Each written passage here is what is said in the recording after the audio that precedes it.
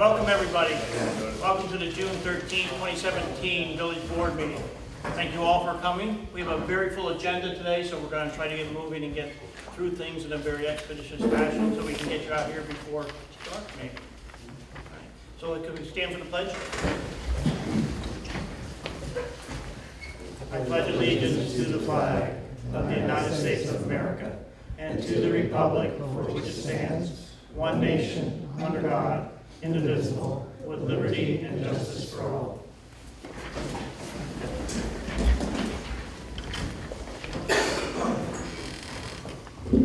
Welcome. The first thing on the agenda is a presentation by our town supervisor, Elizabeth Pindia, on the New York State real property assessment. Thank you. Hi, good evening, everybody. Thanks for having us. As you know, the town of Rhinebeck assesses for the village. We have a board of 3 elected assessors who are independent and function independently. I work very closely with them because I'm a liaison to their department, and it has to do with our revenue and our taxation. It's come to our attention that we're starting to lose our valuation. We're assessed at 100% here, but we've passed out data that shows you where we are. We're facing a lack of parity because of this shift in the assessments. We're not assessed correctly. I'm here as a support to our elected assessors who have urged us to approve, which we have an RFP to go out for bid to look at a townwide reevaluation, reassessment, and we've met with the mayor and the deputy mayor to bring them up to speed, but it's something we want everyone to be aware of that we're looking at, and we want to know how it affects you, and we want you to know what the issues are. So to that end, we've got Jennifer Mund and Bill McCann, 2 of our elected assessors, and John Wallman and Steve Harnett from the State Office for Real Property Taxation here to talk a little bit more about it. So thank you. I guess, Jennifer, do you want to talk, or Steve, John, or? John, go ahead if you have any questions for me. Good evening. Good evening, everyone. Thanks for having us. Steve Hartnett and I work for a division of New York State Tax and Finance. We're known as the Office of Real Property Tax Services. Our division is charged with assisting with local property tax administration. So that's really what brings us here this evening. The last time the town of Rhinebeck did a reassessment was in 2005, which is over 10 years ago. And essentially, unless reassessment is done on a regular basis, the relationship between the assessments on the town's assessment roll and the market values, the prices that people pay when they purchase property, they start to move apart. And I think it's fair to say that different types of property change at different values, different rates of value at different points in time. Essentially, and I should say that for everyone at the front table there, you have 2 handouts. One is a copy of a presentation we did for the town board last summer. It's updated with today's date. And I'll make reference to a few specific slides. I'm not going to go through the whole thing. I know you have a full agenda, and I know you have some time sensitivity there. The other, which we'll get to afterwards, is a list of the properties that have sold in both the town and village in the 1-year period preceding the upcoming 2017 equalization rate. And I'll explain that in a little more detail. But first, just a little bit of background. The way property tax works in New York State, I think everyone realizes probably painfully well, you pay property tax for town, county, school, village, special district purposes. If you're in a city, you pay for the city tax. That's all funded through the property tax. The way the property tax works legally is you pay your share of property tax based on the value of your property. There are 3 important points, 3 of the most basic points to property taxation in New York State: taxable status date, valuation date, and the percentage of value. Percentage of value simply says that all properties within an assessing unit, which in this case is the town of Rhinebeck, have to be assessed at the same percentage of market value. It's up to the assessing unit to choose whether that's 1%, 10%, or 100%, any number in between. The town of Rhinebeck has been assessing at 100% of value for, I think it's over 10 years now. But even though that has still been confirmed for 2017, if we look a little more closely, we can see there's great variation among different properties within both the town and the village. That's where I'll get to the list of sales in just a few minutes. So in addition to the uniform percentage of value, which again says everybody has to be assessed at the same percentage of value regardless of the value of their property, the law also says that value has to be established at the same point in time for an assessment roll. So the town's tentative assessment roll is published May 1st each year. That valuation date is July 1st of the year before. So for the roll that was published May 1st of this year, all of the values, all of those assessments are meant to represent 100% of value because that's the percentage of value the town has stated. So 100% of value as of July 1st, 2016. And to the degree that's true for individual properties, the town's assessments are equitable. It means they're fair. It means people are paying their relative fair share of tax. As we're going to see, though, unfortunately, that's really no longer the case in Rhinebeck. There's also one other operative date which is worth mentioning. That's taxable status date. That's March 1st each year, and that simply says whatever physically exists on a person's property is subject to assessment. So that looks at whatever physically exists and its condition. So again, three key things to everybody's assessment each year, and each tentative roll the town publishes, May 1st of each year, is a unique snapshot in time of value. Why? Because the valuation date is always going to change. It's July 1st of the preceding year, but for this year, it's July 1st, 2016. For next year's roll, it'll be July 1st, 2017. So essentially, what happens over time is that property values will change at varying rates. It's very rare that in a community, everybody's property appreciates or depreciates at the same rate. And to the degree that happens, and the assessments don't change, the key thing here is the assessments are not changed to keep pace with changes in market value, people inevitably are going to be paying more or less property tax than they really should. That's where it becomes inequitable. And again, to cut to the chase, there are some generic examples in the presentation, but if you take a look at the list of sales, I'll just provide a little background to this. This represents the list of arm's length sales that occurred in both the town and the village from July 1st, 2015 through June 30th, 2016. Why that period? Because that's the one-year period leading up to the official valuation date I mentioned a moment ago of July 1st, 2016, which is what pertains to your current assessment roll. And this list, and I apologize that we don't have extra copies for the audience, but this list, which is it's close to 3 pages long, you're going to see this looks at the arm's length sales. The only sales here that I deliberately excluded were the condominiums. There were about 35 condominium sales during this period, and by New York state law, condominiums are not assessed at market value unless a particular taxing option is adopted. So therefore, it would be unfair to include them in this particular list because they could not be assessed at market value. It would skew what you're looking at. So this list represents all of the arm's length sales of all property types, again, throughout the entire town and village of Rhinebeck for that 1 year's period. The lowest selling price is a piece of vacant land which sold for $105,000. And this goes all the way up to what presumably is an estate with over 50 acres, which sold for $9.4 million. All of these sales, I think there's about 120 or so occurred within this 1 year period. Now, what's important here is the very last column on the right, the relationship of the assessment to what the property actually sold for.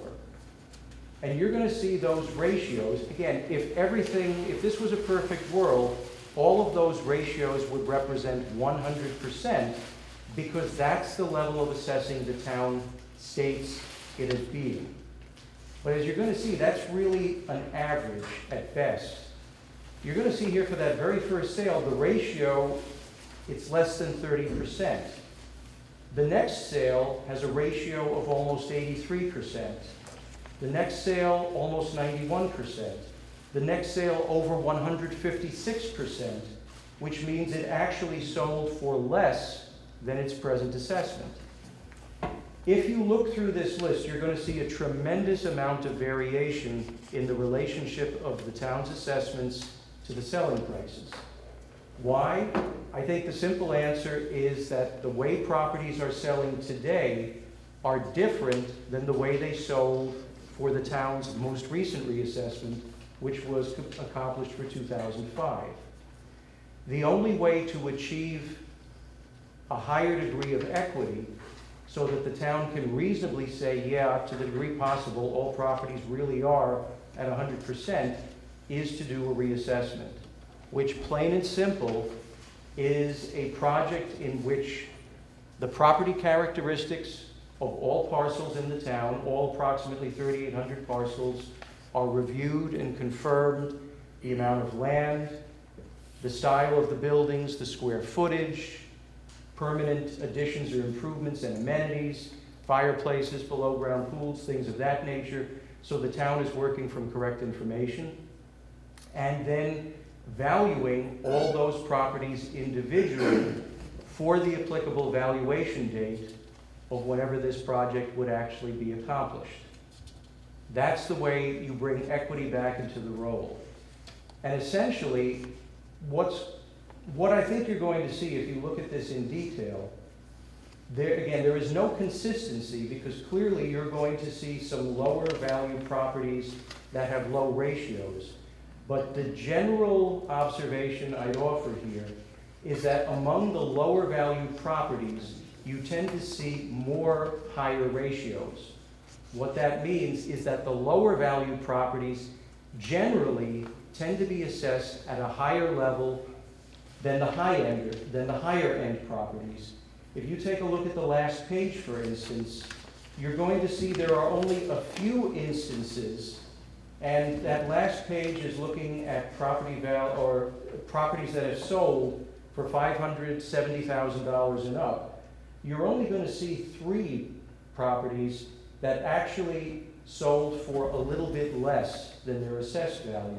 Most of them, to varying degrees, are noticeably lower. So what happens in a scenario like this, certain property owners are paying less than they should, and the other property owners are essentially subsidizing those property owners, because by default, they have, the amount of property tax that has to be collected, so they're making up the difference. That's essentially the issue of equity. And I want to say this so nobody thinks or comes away from this thinking the assessors have not been doing their job. This is something the assessors cannot address outside of a reassessment. Because under New York State law, unless a municipality does a reassessment of all property for the same time frame, the assessors are legally limited to making changes for new construction and demolition, and obviously addressing any grievances or challenges that are raised by property owners. So, not always, but what tends to happen over time is people who feel they are overassessed will address this through grievance, small claims, or certiorari to get their assessment reduced, but the assessors have no mechanism to increase properties that by all accounts appear to be undervalued. And to the extent that continues, again, it means that a segment of property owners are paying more than they really should. So that's the long and the short of this. I know that the town has allowed the assessors to work with us on customizing a request for proposal document. I don't want to, get anyone upset. This does not necessarily mean the town will do a reassessment. Customizing a request for proposal is really a virtually no-cost way the town can determine what the cost of such a project would be. Because the only investment the town makes in completing that document with our assistance is the time spent doing it. It can be sent out electronically, and whichever vendors would be potentially interested in such a project can respond to the town, and the town can then get a very accurate sense of what such a project would actually cost. It does not obligate the town in any way to do that, but it allows the town to make an informed decision or to try to plan for it if the town feels it can't immediately be done. So again, cognizant of the time issues in the agenda, I'll stop here. I'm happy to answer any questions you might have. And if you don't have questions now, you've got my number. Feel free to call us, and we're happy to address any questions that come up now or later. Excuse me, so I think there's an important question, and that is the timeline. Right. So what do you think the timeline for, if everything were to go forward, when this would actually conclude? Well, the operative timeline we're working in the RFP that we're customizing now would be for an implementation in 2020. Because we don't know if the town would proceed with this. And there are two big phases of this project. And we always, I'll speak for Steve as well, we always would much prefer to see a municipality take the extra time to see it done thoroughly and without having to rush. So, look, at this point, we're already, to all intents and purposes, halfway through 2017. The RFP has not been issued. There is a formal process that any municipality issuing an RFP goes through.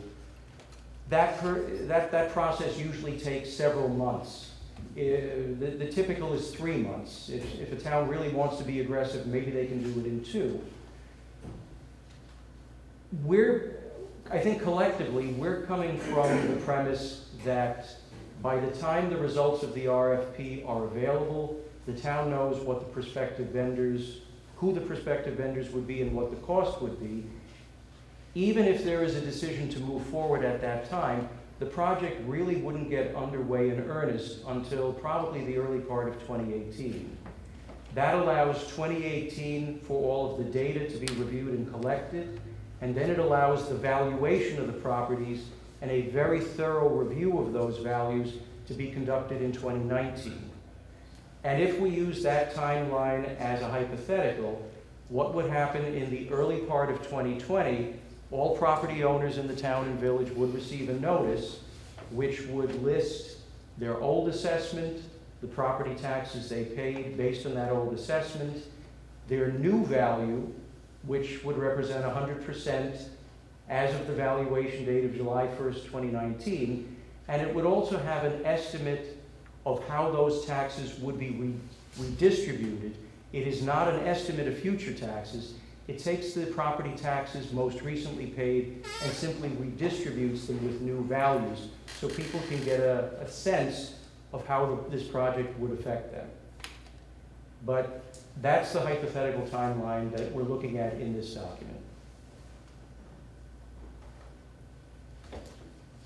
Sir? What's the range of cost per dwelling typically in an area like this to get the assessment? Well, that's really why. I know I wouldn't pin you down or anything. Just I don't know if it's $10 a dwelling or. Yeah, I would say for the type of project that's being discussed, which is a recollection of all the inventory, valuation, the full run of services, I'm going to hazard a guess of somewhere maybe in the $100 per parcel range. Maybe it might be a little cheaper. That's one of the positives of doing an RFP. because you do get competitive bidding. Typically, you get a minimum of 2 to 3 vendors who are interested in doing it. And you actually conduct the RFP for us? Well, we have a template, we maintain a template, and we've had 2 sessions already with the town's assessors where we work with them to have it customized so it reflects what the town would want in the event such a project were undertaken. When the responses come back after they're issued, we offer a service of reviewing those responses and providing feedback, but we're not involved in any decision-making as to who might be chosen. So one more question I Sure. have.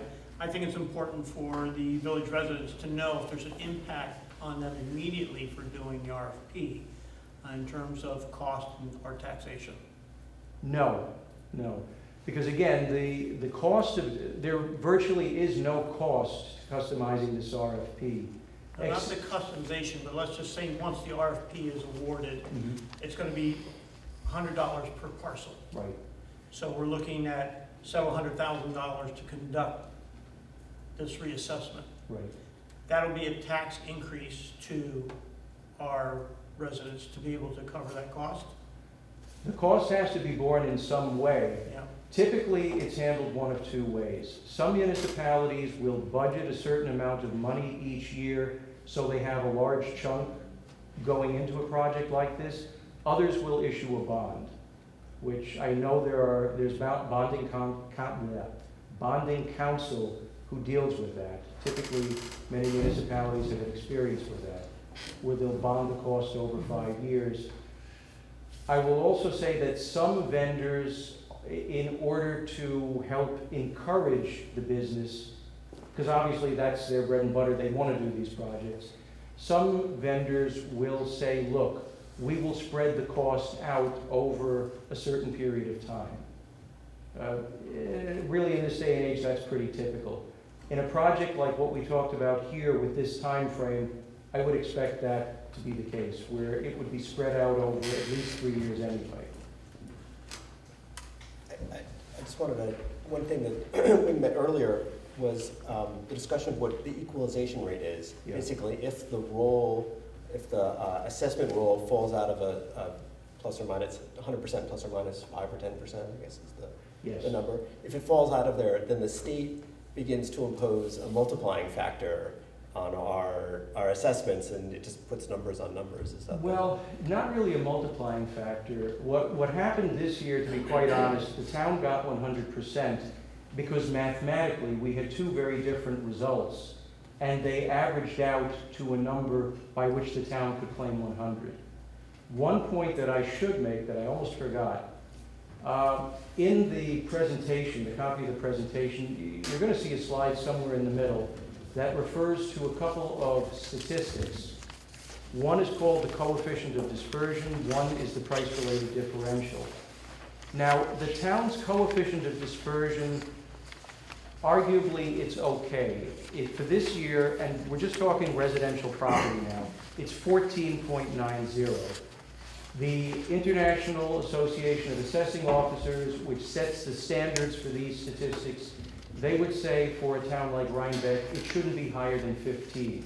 So it's close, but it's still okay. It's the other statistic that really indicates there is a big problem in Rhinebeck. That's called the price-related differential. The price-related differential looks to see whether properties are valued equitably relative to each other.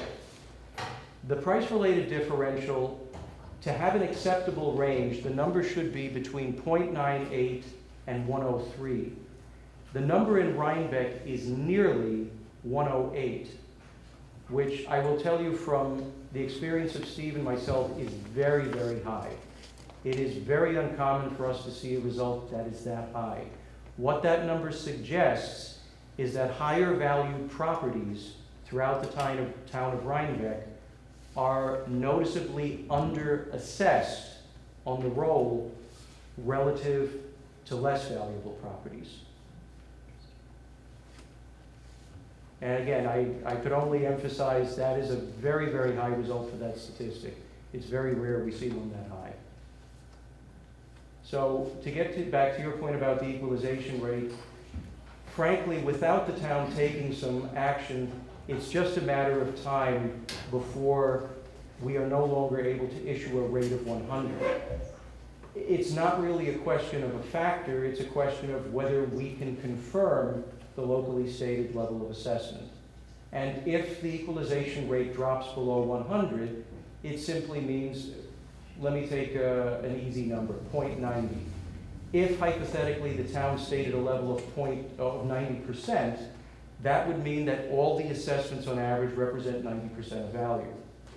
So the actual market value is going to be about 10% higher.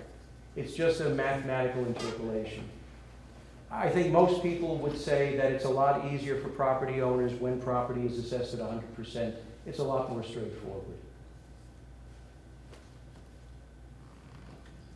So is there any action required by us this evening or to do? I would turn to the supervisor for that question. Yeah, no, there's no action. This is to keep you in the loop, to let you know what we're dealing with, to let you know what the concerns are of our assessors, and to talk about it. You know, the board will make the decision, you know, get the RFP back, and we want to keep you in the loop and let you know what we're facing here. Super, thank you. Okay, thank you. Any other questions? Just one other question. I know the town is responsible for this, so we have the village and the town. How does that, is there any differential, like equalization rates? You come up with a certain rate for the town and a separate one for the village? I mean, because we got acres and acres of land in the town, but in the village we have 0.22 of an acre with a house on it. So how does that flush out? Yeah, essentially, since the village is not an assessing unit, the town does the assessing for all properties in the village and in the town outside. So the town is obligated to treat them all the same. If the town is saying the value should be 100%, it should be 100% of that market value, whatever that is. So there is no differential in that respect, but for what the assessors will observe in how properties sell. So for instance, if hypothetically village properties are, again, I'm making this up, 50% less desirable, if you had two identical properties, one in the village and one in the town, and for some reason the property in the village was considered to be 50% less desirable, the assessment should reflect that accordingly. But the town is obligated to assess everybody at the same percentage of value. So there is no distinction in that regard. It would really just be more what differences in market value are observed by virtue of a property being in the village versus the town outside. I'll just add, this is a town-wide problem. I will say that the village of Rhinebeck has some of the highest appreciating real estate in the county, and that's where we're seeing the most disparity. We're having houses sell for recently $1 million that are assessed at $400,000. So the biggest disparity is a very popular area, and that's driving up the market rate. So taxation burden is going on to houses that are not assessed at the lower end of assessment, with the higher end houses paying less taxes than the more modest houses. So for us, it's about ensuring parity for everybody, taxation parity. They're more attractive to buy because the taxes are lower too. Taxes aren't lower. When they're undervalued, then they become more attractive for people to buy I them, so see. that adds a certain market value. People want to be here, they'll pay whatever they have to pay, so, I mean, we're only interested in, this is a town-wide issue, and our assessors and the town board is interested in ensuring parity and taxation for everybody, so that's what's driving this. Thank you, Elizabeth. Thank you, John. Thanks, gentlemen. Thanks.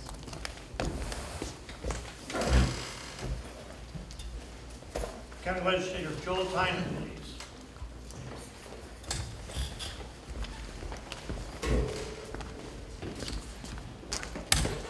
Good evening, Mayor, board members. Before I describe why I have these props, I just wanted to invite people to a 4F Club meeting. You heard of the 4H Club. This is the 4F Club.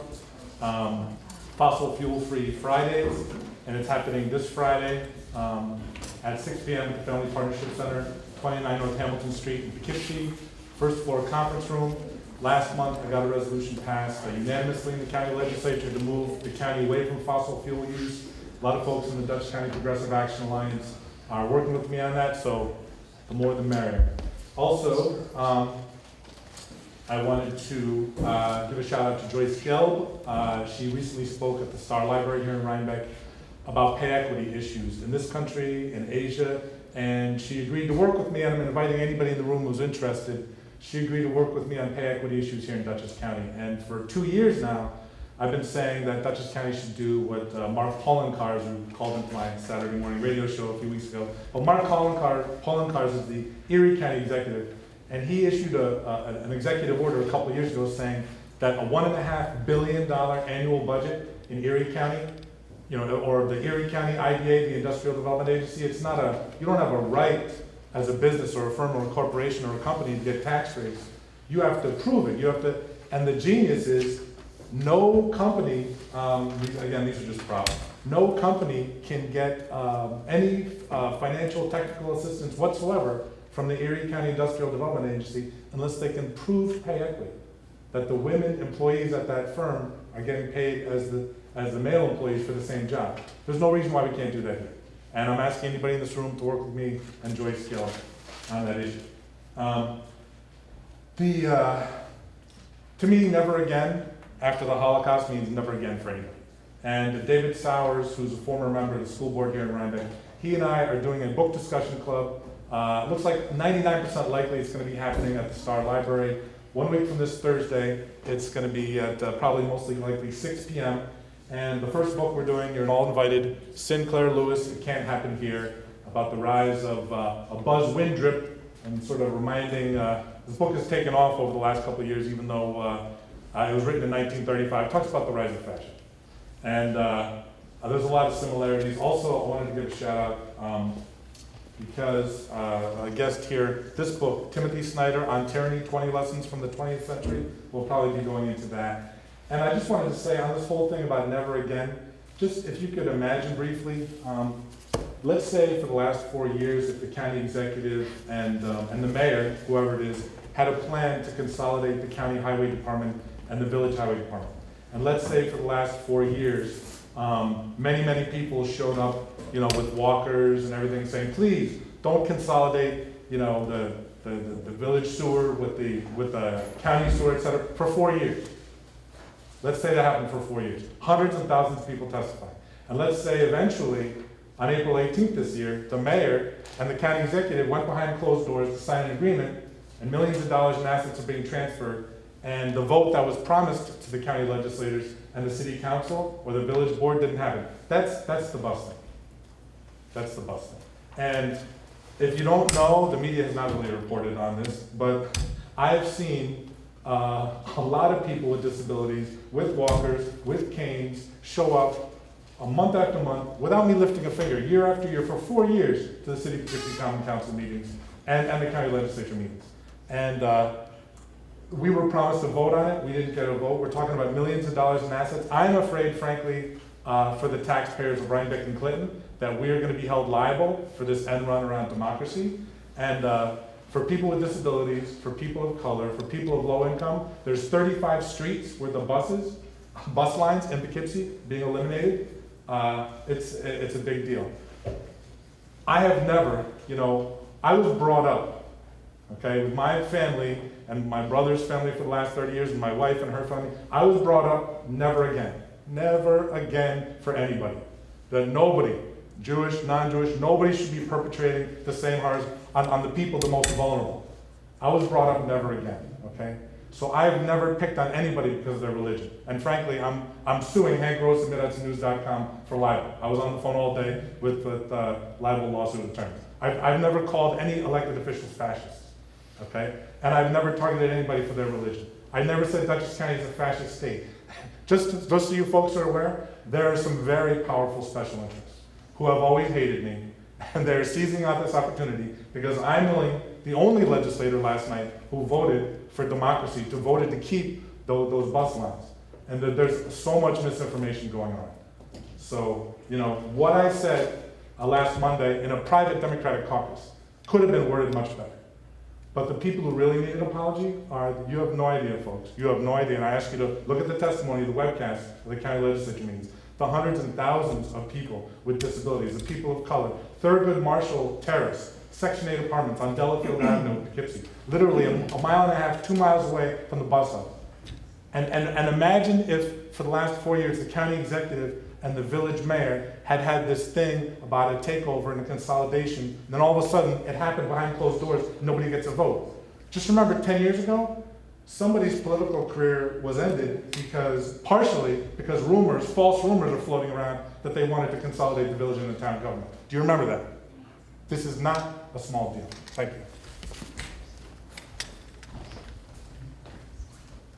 you. You got your comment, Elizabeth? Yeah, I'm sorry, I couldn't not say anything, Joel. You represent the town of Rhinebeck, the village of Rhinebeck, and Clinton. While I appreciate your stance on a lot of things, you're not helping us here. Maybe you need to move to Poughkeepsie and represent Poughkeepsie and the buses, because we need your help here on the issues that face us, and that's what you're elected to do. That's what I wanted to say. Actually, I'm just going to respond to that briefly again. I'm not sure if the town supervisor, when she's not busy making calls to my friends to primary me as she was this weekend, let me just note this. We are talking about taxpayers being held liable for lawsuits. The county is going to be sued over this. Title VI regulations. I'm just letting you know, the taxpayers of Rhinebeck and Clinton. This is not a debate. Okay. So So I'm trying to protect the thank taxpayers you, of Joel. Rhinebeck and Clinton from a Joel, thank you lawsuit. for your Elizabeth comment. Spinzia. Thank you for calling my friends to primary me, Elizabeth. Classy move. Classy. My closest friends to primary. Joel? Sorry, sir. Okay, treasurer's report. Okay. The treasurer's report for the Village of Rhinebeck is for the period ending May 31st, 2017. The tax and general fund ended the month with $905,510.79. The water fund ended the month with $741,641.73. And the sewer fund ended the month with $682,428.48. The vouchers presented for payment in the general fund, including the May-June bills from the last fiscal year, as well as the June bills. In the general fund, total $82,004.52. In the water fund, $29,561.11. In the sewer fund, $23,756.05. And one capital improvement, water system improvement bill for $1,247.75. Escrow, there was one bill for $2,540.25. In your packet, board, there are two operating statements presented showing activity for the fiscal year ending 5/31/2017, and then the current one for the new year. And I just identified them so you could see which ones are which.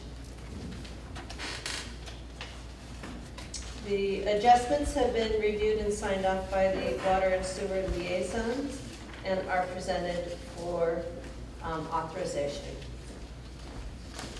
The budget amendments, I have reviewed the fiscal year ending 5/31/2017 budget after we have accrued the first 2 weeks and the last 3 days of May for payroll that are accrued for the prior year. And those are included in my presentation for the budget amendments. The equipment resolution and bond issue for highway equipment. Excuse me, can we Did vote you on- want to do Yeah. it or go over it? Well, and no, then- what I'd like to do is vote on the water and sewer adjustments Okay. and then, so we can close that out. I make a motion to accept the water's, the sewer adjustments as presented. Second. All in favor? Aye. Opposed? Abstained? And I make a motion that we approve the water adjustments as presented. Second? All in favor? Aye. Opposed? Abstained? Thank you. All right, sorry, Karen, I just want Okay. to, we don't lose track. No problem. So would you like to do the same for the budget amendments? Yes. Before I go on? Yes. I would like to make a motion that we approve the budget amendments as documented in the budget report for 5/31/17 as listed. Second. All in favor? Aye. Opposed? Abstained? Thank you. Okay, so, the equipment resolution for a bond issue for the highway equipment and the police vehicle. The, highway department has presented a bid for, some highway equipment, and the police department has presented, a bid for a police vehicle. The, highway department is estimated at 180, and the police is estimated at 40. So I prepared two comparisons for a bond resolution, one for 5 years and one for 10 years. The one for 5 years would have a principal of $44,000. The one for 10 years would have a principal of $22,000.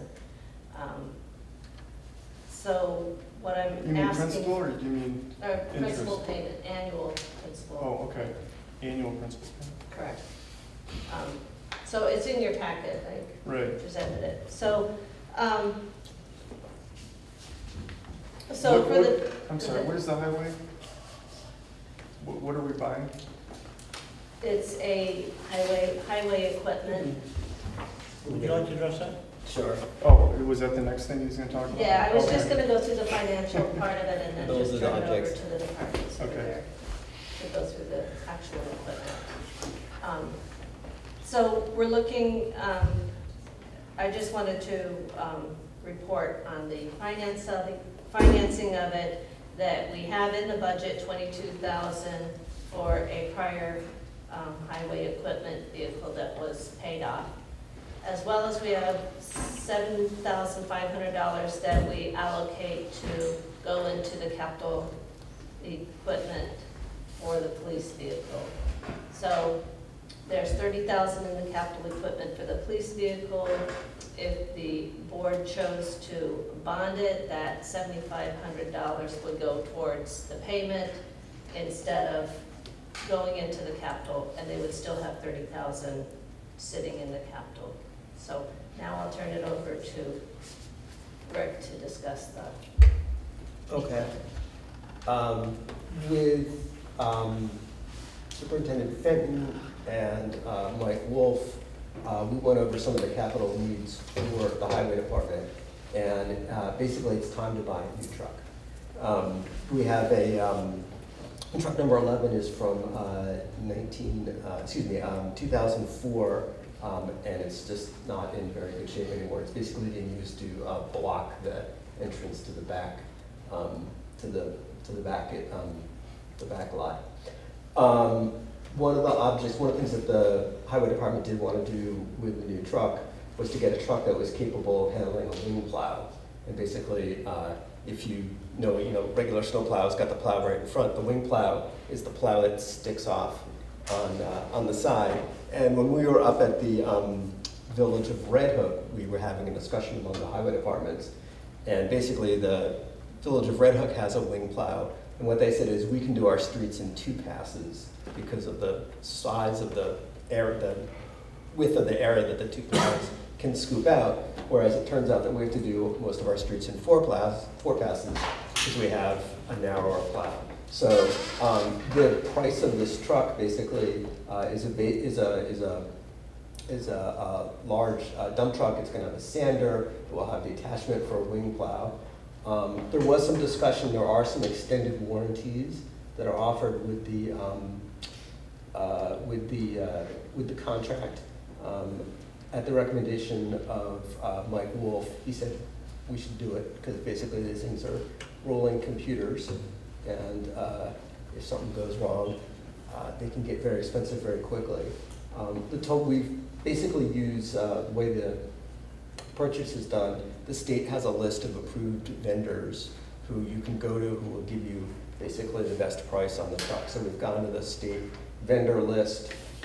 The contractor we're using is, or the dealer we're using is Ben Funk, who's in Hudson and Oneonta.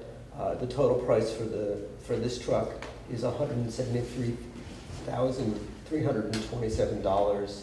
That's the truck, the body, the warranties, the wing plow, and all the good things that go with it.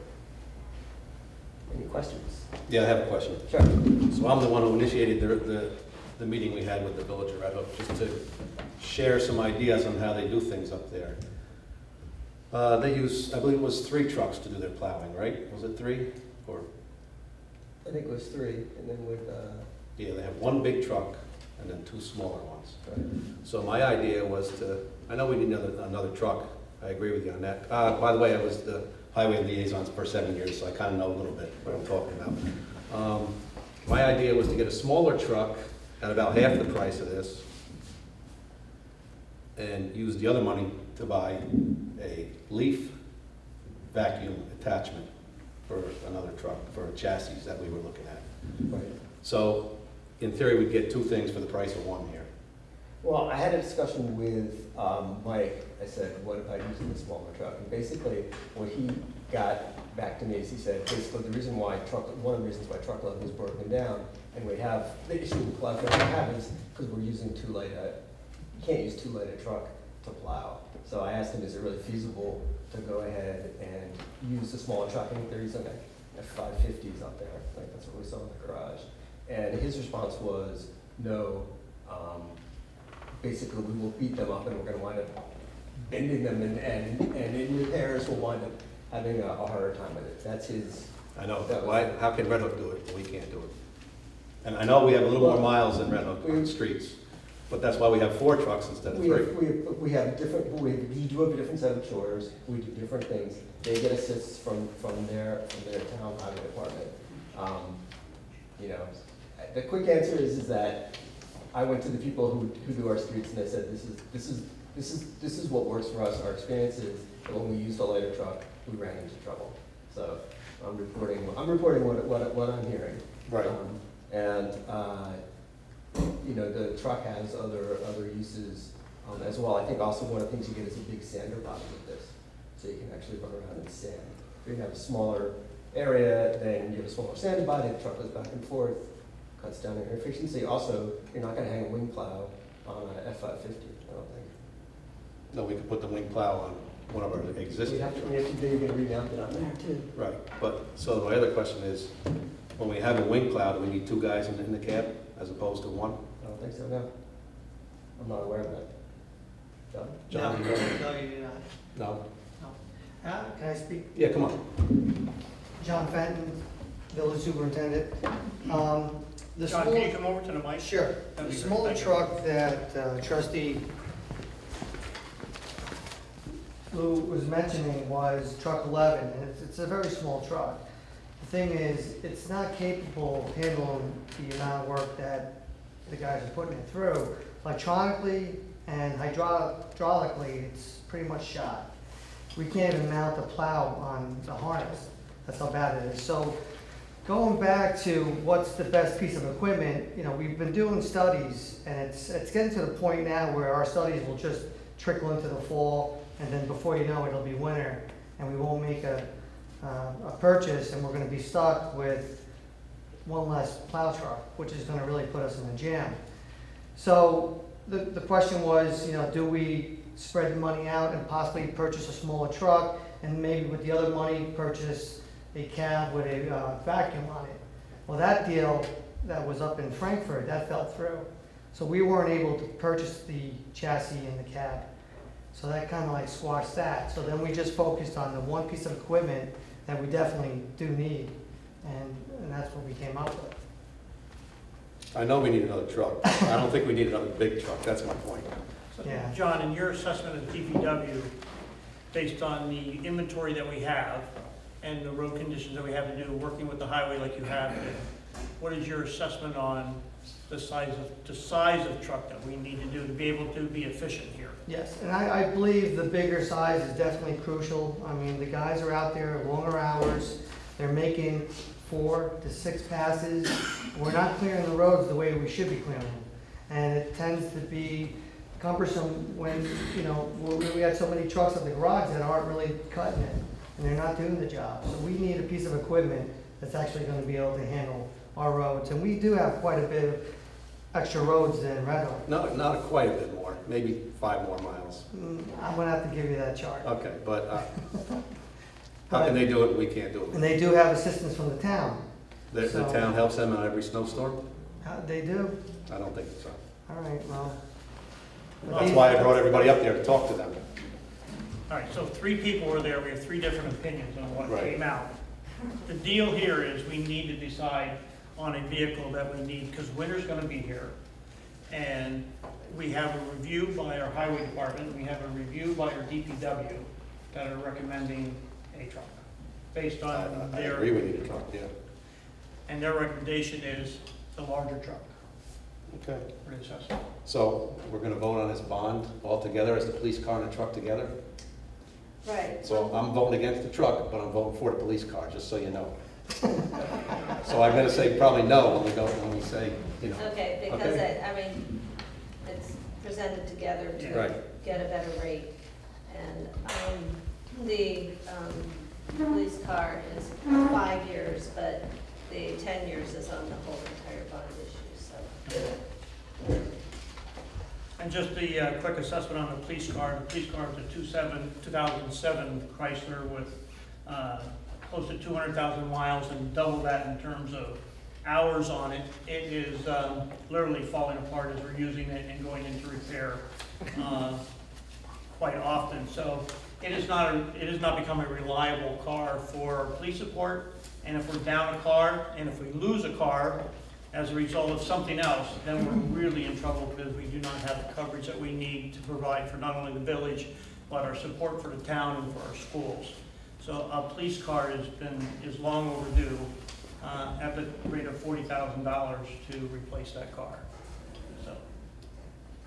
So, what, 5 years on the police car, but you didn't, I don't But understand. the whole, I mean, the financial advisors will do a schedule and amortize out the period of probable usefulness, but Yeah, but we need to decide what we're amortizing over, right? right. I mean, right now, if you do it over 10 years, there's already 22,000 in the budget in the. You're saying that comes off this year, the 22 grand for something else? Correct. But we can apply payments for, for the police car, we can apply, The 7,500 that's slated to go to the capital project, would go into making that All right. payment for the current year. and the Following years years. after. Yes, so. Correct. This is, So, police and car then- comes. and essentially that leaves us with the 30,000 in capital in case we ever have, if we have a problem versus spending the 30,000 now, and if something happens, we don't have the coverage. To any of the Yeah. other vehicles, correct. Because the police car is probably a 5-year asset, and this truck would probably be more like 10, right? Right, Right. right. Yeah. Because I don't want to amortize the truck over 5 years, that'll be. You mean the police car? No, No, we they're can't. doing it on the truck, but the It's truck, gotta be picture heavy. the trucks if they appropriate claim. That's what you're saying. Oh, Yeah. well, we have to pick one. Or we should pick one. We should, let's take it in process. The first is, I'd like to make a motion that we go forward with the purchase of the highway equipment truck from Ben Frank for the, what was $173,320, 327. and the police car for $40,000. Second. In favor? I was going to say one more thing. Oh. Initial discussion, right? Yeah. Discussion? Yeah, right. Is this the final for their wish list for quite a while? Because this is a lot of money. Yeah. Do they have any other burning needs? Well, the ongoing issue is how do we deal with the leaf pickup? But at least for now, the message that I'm getting from Mike is that he believes that the operation that they do with the backhoes, that they can be pretty effective running around town, and that rather than spending another $90,000 or $100,000 plus on another vehicle, they would continue to do it in the fashion that they're doing it. And he thinks that's what I'm getting from Mike is it's time effective and it's cost effective. So that would mean we're not going to be looking to purchase another vacuum truck or another piece of equipment. There are other pieces of equipment that are up there, but I think there's still a few. We started the discussion that there's still a few years out in terms of replacement. Any other discussion? All in favor? Aye. Aye. Opposed? I'm aye for the police car, though. You can't. Abstained?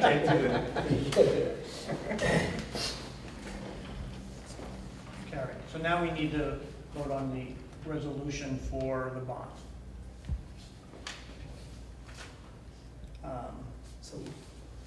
Correct?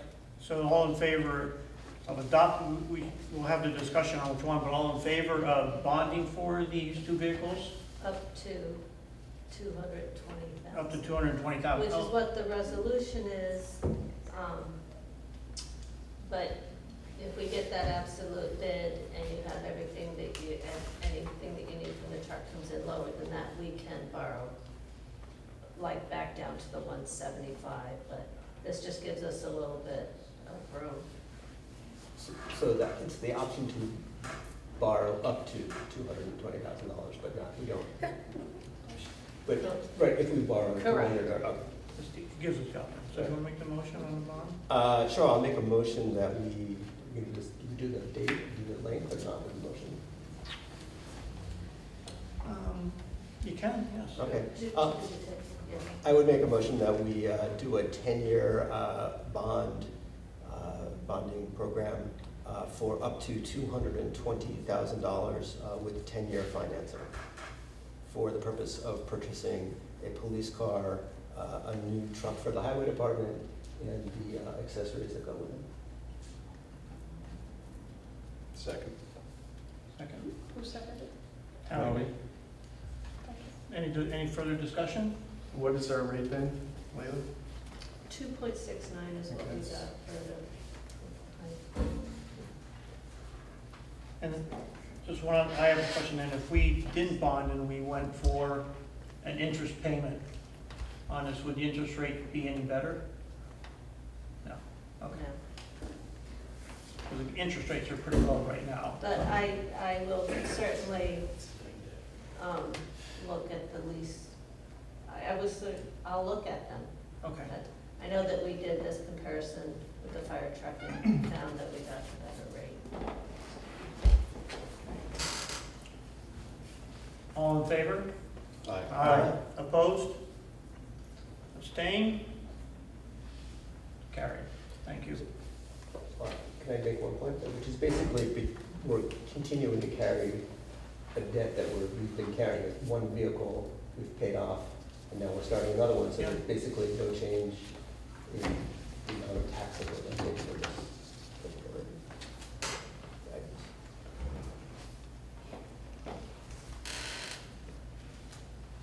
Karen, anything else? The fiscal year end close is underway, and I will keep the board posted as we go through that process. Thank you. Thank you very much. Okay, police and court. I'll read the police report for the month of May. Total number of incidents is 26. In the town, total number of incidents in the village is 130. Total number of tickets is 29 in the town. Total number of tickets in the village, 87. Total number of arrests, 6. Total number of accidents, 14. Just a couple notes. The Feet Marathon took place on 5/13. There was almost 300 runners. I think that was the rainy day, wasn't it, Pete? It literally rained all day out there as these guys were out there, and our police force was out there, in the rain with them, helping them. So thank you, Pete, for that effort. And also then the Memorial Day Parade. Another wonderful parade, but on a rainy day, but We executed the parade very successfully, and thanks again to the police support for protecting and closing down the highways, the police for doing that while we were holding that event, so thank you. Pete, anything you need to, like to add? No, that's it.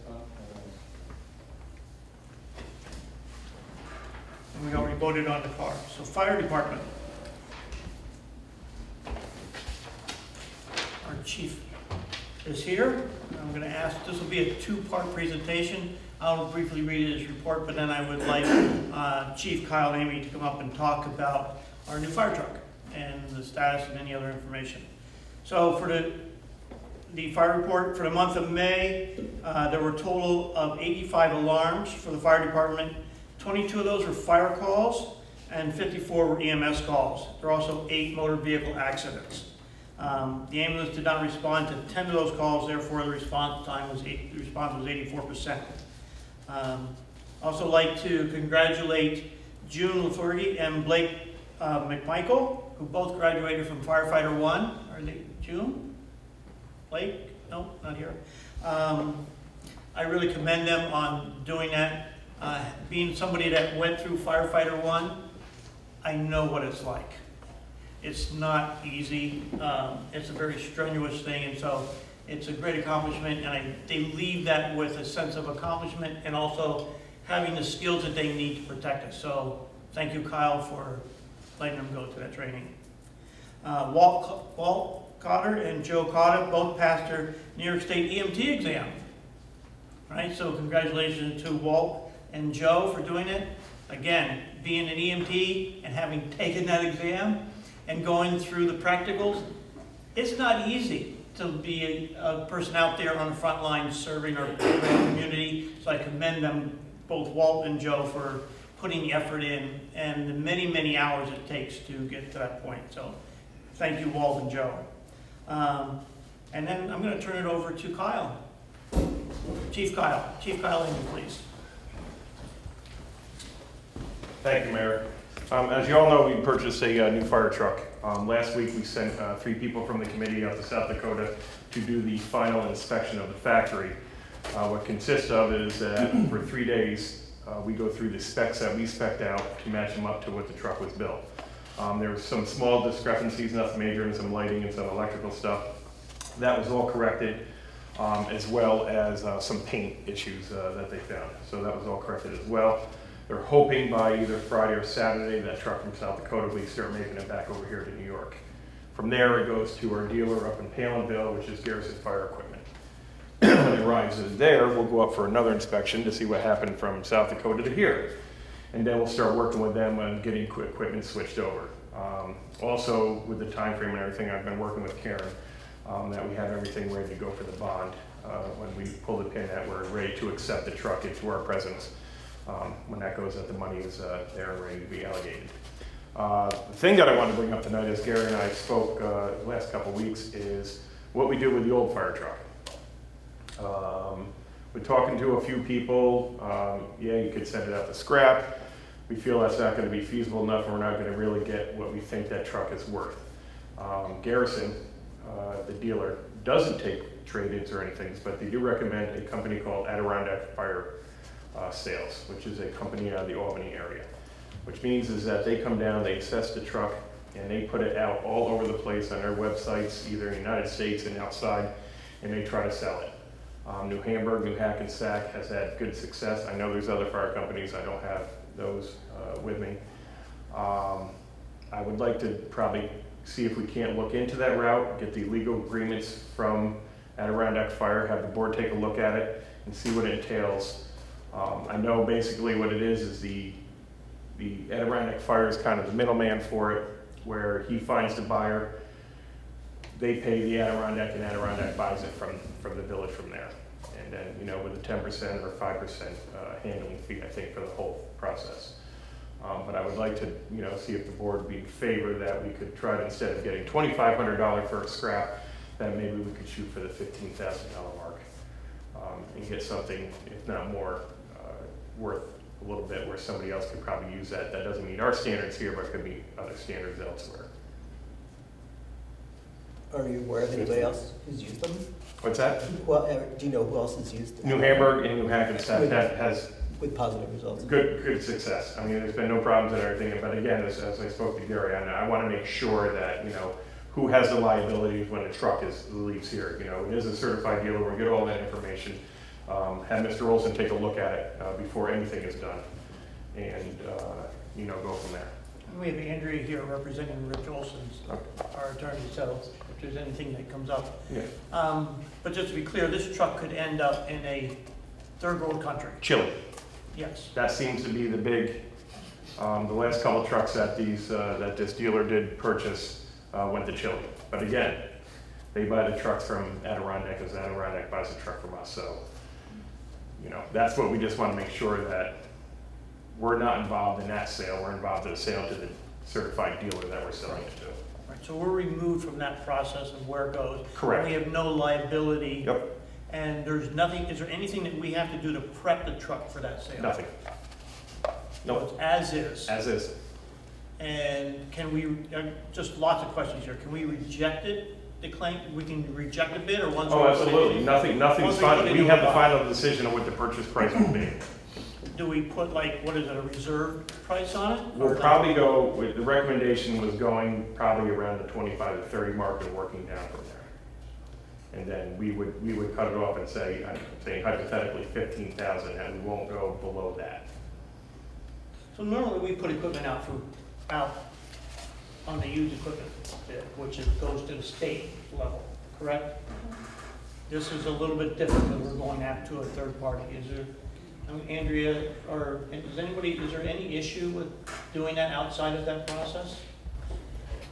Since this is New Hackensack, are they a village company? I think New Hackensack is a district. Is a district, so I don't know if we have any rules that are. I'm not aware of any. My primary concern would be the concern that you already brought up, which is the issue of liability. But as long as the contract is written in such a way that, your only obligations are to the agency that's purchasing it from you to make accurate representations to them, I don't see there as being any issue. The issue there would just be the wording of the contract. Whether there's any issue of selling it and turning a profit from some other private third-party agency that's not an arm of the state, I could look into it, but nothing, nothing's ringing a bell as being a problem. Okay. Can certainly be used to offset the costs, Right. of the new one. The more we can get, the better. Right, of course, yeah. All I'd say is make sure our name comes off the truck. Yes. Did you hear about that guy in Yes, Texas? without a doubt. There was a guy in Texas sold his pickup truck that way, and it wound up There'll basically. be no representative of Rhinebeck Fire Department on that truck when it does sell. Some guy wound up with Al-Qaeda driving around in his pickup truck with his name and number still on it. Correct. Would not be good. So, No, that's on my hands. we're aware of what's got to come off it. Gotcha. Does the rest of anybody on the board have any other questions about that process? So what would be the next step, Kyle? Well, what I'll do is we'll contact Adirondack Fire Service, the dealership, and get all the information what it entails and get the contract and have it looked at for what, the handling charges are, either the 5 or 10%, and what exactly, who plays the role, who pays this to finalize everything is, when they do find a dealer wherever, or find a buyer wherever it is, and just to verify where everything stands on making sure that, again, we're selling it to the dealer, and what he does after that is, if you, same process, I would say, if you trade into your car for a newer vehicle, what happens to that car after you pull out of the parking lot, it's not your problem anymore. So we just want to make sure that that's, set forth on that. And assuming this intermediary, he gets a cut. Yes, Okay. yes, there is a 5 or 10%, I can't remember what it is, of a handling deal, of a handling charge that he gets off the money that is sold for selling it to whoever. Was the $2,500 number that you mentioned, is that an actual scrap value or just something? That's probably within 500 of scrap, yes. Especially since that whole tank downstairs is poly. So after you take the water out and the poly tank out, there's not a lot left, believe it or not. How does the truck get here from South Dakota? They drive it. Garrison, which is Rosenbauer, has a separate leasing company that they hire to drive it, which is now, as soon as they pull out of Rosenbauer's parking lot, it's their problem. until it comes into the dealer's parking lot, then it's back into Rosenbauer and Garrison's problem. And it's a shakedown. This is great news. So I think that's good. I like this. I mean, if we can get a higher dollar value on used equipment, and we can get it through the contract meets the terms, I think this is a nice alternative. I think so. Like I said, we'll make sure everything is, going through the attorneys first before we commit to anything. Thank you, Kyle. All right. Thank you, board.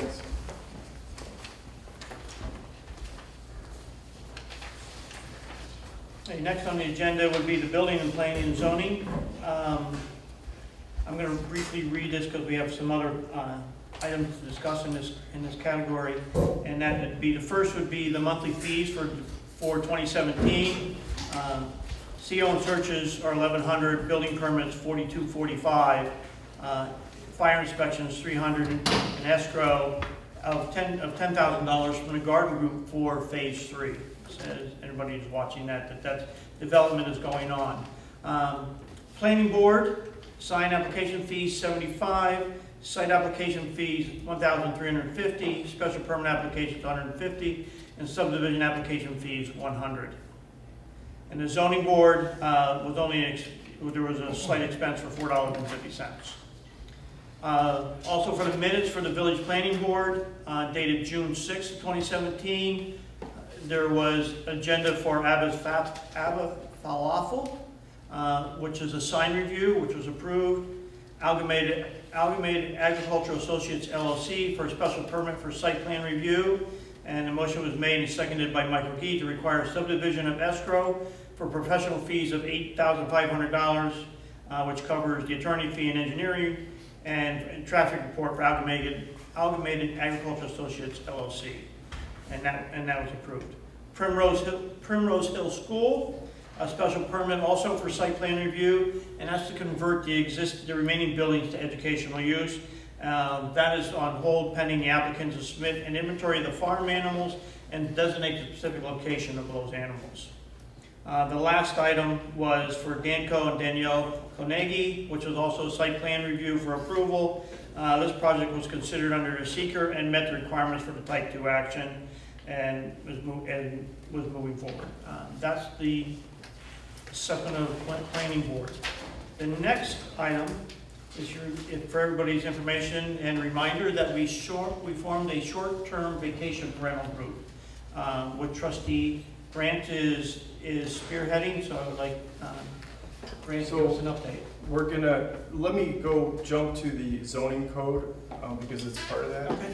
So I owe you guys a draft. I went over the draft from the commission, which I was on the commission, and we created the draft based on the comments from the public hearing in January. And then you guys have seen that draft. So then Rich reviewed that and had a bunch of other changes. So I owe you the draft, including Rich's changes, taking away the 3 things that you decided to remove in the February meeting, which is the adult use language, the short-term vacation rental language, and what was the other thing? The animal issue, yeah. So I owe you a draft, and what I propose is that we have a public hearing on that draft perhaps 2 weeks from tonight. And I don't know, how many days do I have to, 10, so I have 4 days to get this thing cranked out. Okay, but that would be okay. And we could have, because we worked 2.5 years on this, I don't think there's really anything controversial left with the zoning code rewrite, and I'd like to present that in the form of a public hearing for everyone to discuss, because it would be appropriate to devote an evening to that. And that's with those 3 items removed from that draft. And with the additional changes that you haven't seen yet. Right. So I don't, obviously there's going to be, we want to have participation, there's going to be some comments, but I don't think that there's anything that we haven't discussed already that's going to be overly controversial. So what do you guys think about that? Sounds good. Well, I believe we have to, because that's where we left it several months ago, that the public hearing was left open. So Right, so that's the other thing I don't want to forget. we need to carry through with that and the recommendation at that time was made to remove those items and continue a public hearing on the rest of it. So this is really Right. the next step that was not completed Right. in February. I've been talking about this for literally for 5 years. I mean, how I Yeah, I know. And the issue's been in the air since 2007 because the issue was there before I started, so we need to get this thing wrapped up. So on that note, I want to close the public hearing right now because we have so many additional changes that Rich suggested that we close the public hearing and then reopen another one 2 weeks or whenever we have a date. Okay. So I would like to make a motion to close that public hearing that's been continued from January till now on the draft that we had in front of us or even December, I think. I don't know. Second, do you know why Rich suggested doing it that way? Yeah, because when you remove things, that's okay, but when you add things and make that draft more restrictive, you need to have another public hearing. So after all these changes have been made, there's got to be some more stringent things that have been added. So Okay. Okay, so second, yeah. Any discussion? All in favor? Aye. Opposed? Abstained? Very good. So can we have a public hearing on the 27th, which is 2 weeks from tonight? You can, yeah. You Well, wanna I make mean, a how does motion? it look for Yeah. first off Okay. schedule? That's why I wrote the calendar. Yeah, okay. You want to make a motion for the public hearing? Yeah, I'd like to make a motion for a public hearing at 6:30 or 7? I think 7 is probably more appropriate. And I'll have a draft for you. And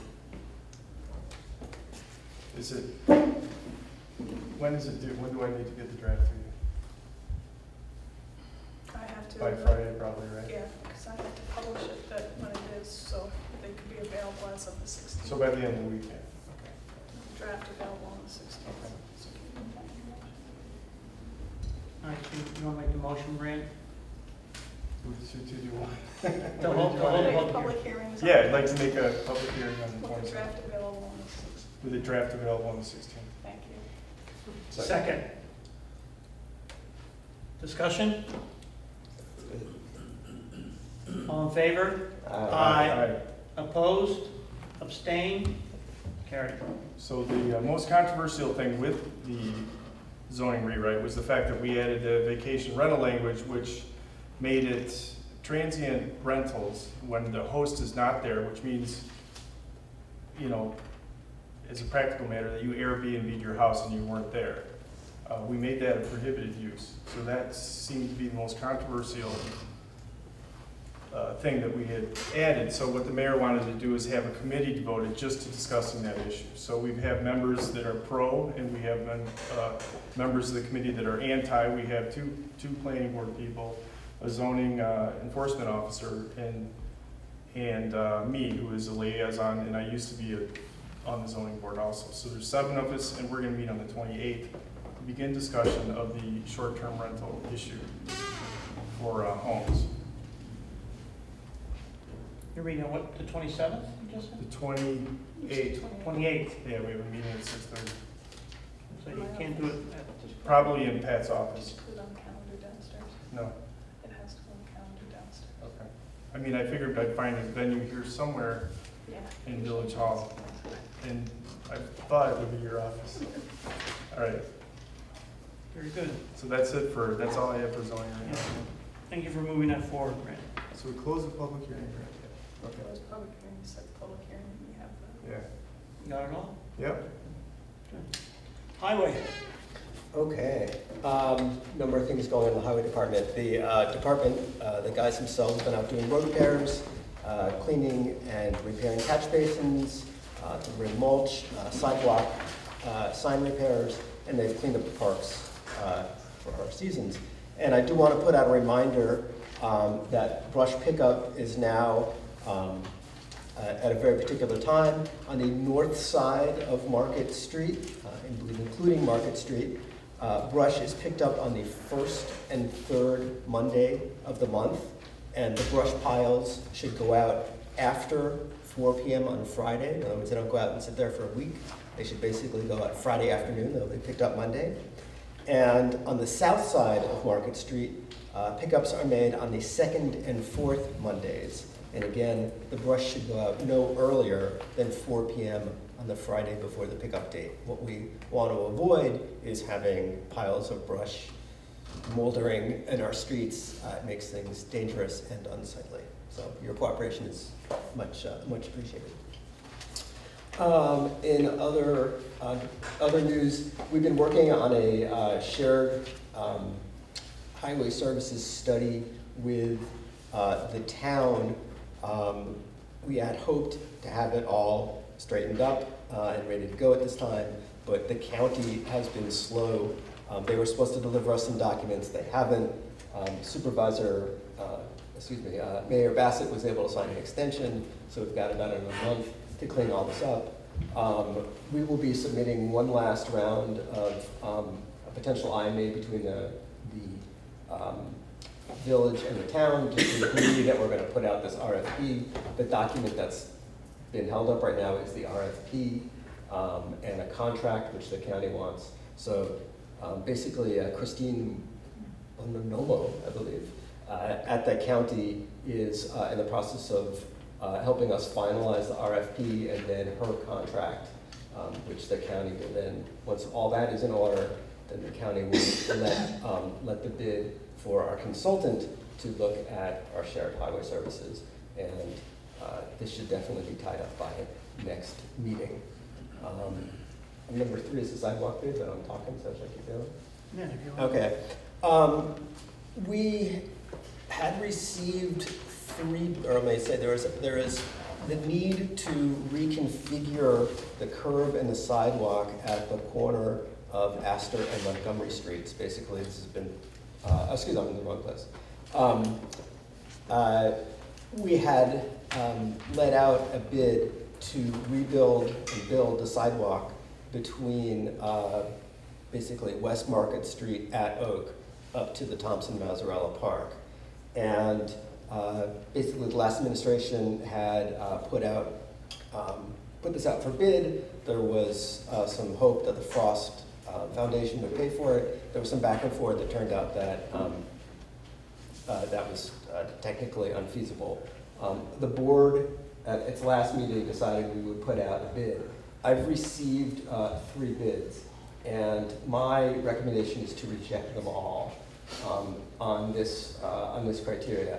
Basically, having had a chance to walk and review the site a few more times, it's kind of a technically complicated site. It's basically between where Mirabai is going in and the Thompson Mazzarella Park. And the road, the edge of the road is rather rough and takes several major curves. There's actually an old piece of sidewalk that's existing there, some old tree stumps, plus how we're going to tie in with the Mirabai development was sort of left hanging. As a matter of fact, so basically what I'd say is, what I would like to do is put out a much more specific bid request. And to that end, John and I have been talking to Crawford Associates, and basically for $1,000, they will put together a drawing, a schematic, what's the proper term, of the area, so that we can lay out exactly where we want the sidewalk, where we want the curbing, and tie together what right now is kind of a messy situation. It's not simply the kind of place where you can go, oh, put it over here, put it over there, it'll all be fine. It's a more complicated space. So basically, so I'd like to make a motion to reject all the bids, which we can do. I checked it out with at least the NICOM language, and they said if we found that there's a technical problem in our bid, we can reject all the bids and rebid without any untoward consequences. So I guess I'd like to make a motion to reject all the bids, and then I guess we'll make another motion to begin the process again. So a motion to reject all 3 bids to fix or to install the sidewalk on West Market Street up to the Thompson Mazzarella Park. Second. Discussion. So you said that the Frost Foundation is not I don't know what the Frost Foundation's No, that- involvement in. Yeah, so that is, I'll correct that, because the Frost Foundation did approve $64,500 for the construction of that sidewalk. Right. That is currently on hold for us to move, waiting for us to move forward on whatever value whatever value comes Right. forward. So we do have that money earmarked for us for sidewalk development. From It's Frost. not being from Frost Foundation. It's not been rejected or pulled back from Okay. them. So that money is there. Okay, that's Yeah. good to know. We had to reject the old process. There were some technical There difficulties. there were technical issues with the bids that were submitted for that foundation, but regardless of that, we have $64,500 approved by Frost Foundation. Okay. The other technical issue was the other bids had been in a state of not being used for greater than 45 days, which according to NICOM is also an issue. If you go beyond a 45 days, the bids are no longer valid bids, even though they may say they're extended. It could be an issue from a procurement policy to go beyond 45 days, So- right, to do this. So that was the issue from before. You mentioned a technical difficulty. Well, I don't know of any technical difficulty in putting in a sidewalk here. Well, I guess when I say technical difficulty, I walked up and took a swim on Sunday, and I was walking down on the sidewalk there. And what I realized is that the road edge is rather irregular. It takes a big bend in. The definition of where we want a curb installed, where that curb's going to go, where the sidewalk should actually run in relationship to the street and the buildings that are there, whether there's going to be concrete cutting. It's not immediately obvious where you would want that sidewalk and what's the best place to run it. So when I say technical difficulties, it's not like there's a road with a curve and you say, okay, we'll take 3 feet and the sidewalk goes 3 feet to the left. Because the road is old and kind of misshapen over there, I think we need to lay out more specifically what we want on there to get it done right. Can I just, I'm on the Thompson Mazzarella. We're on the discussion. Okay, I'm on the Thompson Mazzarella committee. Could you get maybe somebody, maybe Sally Mazzarella involved with this a little bit? Sure. From an aesthetic or a financial point of view? No, aesthetic, Okay. just so, because there's not much room there to move the sidewalk. Well, by the time you get to the Thompson Mazzarella Park, that's pretty well defined, because it's going to meet up with that section of the Yeah, sidewalk right. right there. It's really the lower section near the law offices and then up on that side. That's really the questionable section. Once you get the last third, basically where the stone wall of the park begins, that's pretty clear. That's not, I think, the problem. The problem is really the eastern extreme of the sidewalk. There's some trees Yeah, yeah. and a sign. It feels like a jog, you know? Yeah, there's a jog in the road over there, and But on that eastern end, in discussion with the engineer for Mirabou, they will lay that out and specifically define what they're doing so that we can butt up to it. So both ends are defined in Right. terms of where we're starting and where we're ending. yes. And the curb, the relationship of where the curb goes is defined, because that's a state set by the road, correct? Correct. The John? road has to be 24 feet wide. So we set the curb based on the specifications from the highway. We set the start point, we set the end point. Now it's constructing a sidewalk between point A and point B, Right. which may have a curve to it for, to make that alignment portion, but that can be laid out very easily by, I think John, or even working with the engine, even working with somebody to do a walkthrough and lay that out. Well, I think what we want to do is have a set of, I mean, if you want us, what we want to do is have a set of drawings done. So we have a clear idea of what we want. John and I, we're going to meet with the nearby people on Thursday to actually talk about their section of the sidewalk and what's going on over there. So we talk about how the time would go. And then as part of the new bidding requirement, we would have a day when anybody wants to bid would have to come down and walk the site with John. So they would really have an exact sense of what's going on and really see the lay of the land as to what's down there. And 2 of the 3 bidders did walk the site. 2 of the 3 bidders did walk the site. 1 did. 1 did not. But again, we kind of left it so loose that you know, I'm gonna push back a little bit, because I don't think it's loose. Our sidewalk definition is defined very accurately in our code of what has to be built. The definition of the curb is accurately defined in what has to be where's the built. sidewalk gonna go? And where's the, and I'm also wondering, is the curb at is that the minimum width of the street? Or can the street be wider? Because where that jog It's is, set by, does it follow the, Yeah. do they gonna follow the jog, or are they gonna cut it straight? Well, according to our specs, I mean, we do have the layouts. We know that the road has to be 24 feet wide. We can't really cut into that. So based off of that standard, we're gonna build off of that. I was just gonna suggest that maybe we could table your request, meet with the engineer from Maribou, find out exactly what his concerns are, and maybe, you know, you can either have another special meeting, or we can just talk about it the next meeting. But I think wasting those bids would be, you know, a problem. Because I know that a lot of these contractors, they're at their peak right now. And so the one contractor that gave us the lower bid, I've had several conversations with him today. I've actually taken photos and emailed them, and he got back to me, and our only main concern was installing the soil and the seed between the sidewalk and the curb. And he knows the dimensions. It's just a matter of the width, and the width came out to about 2.5 feet. So that was his only primary concern. And then he came back to me an hour before the meeting with a price of $2,500 additional on top of his proposal, and he said that he would revise it and send it to us formally.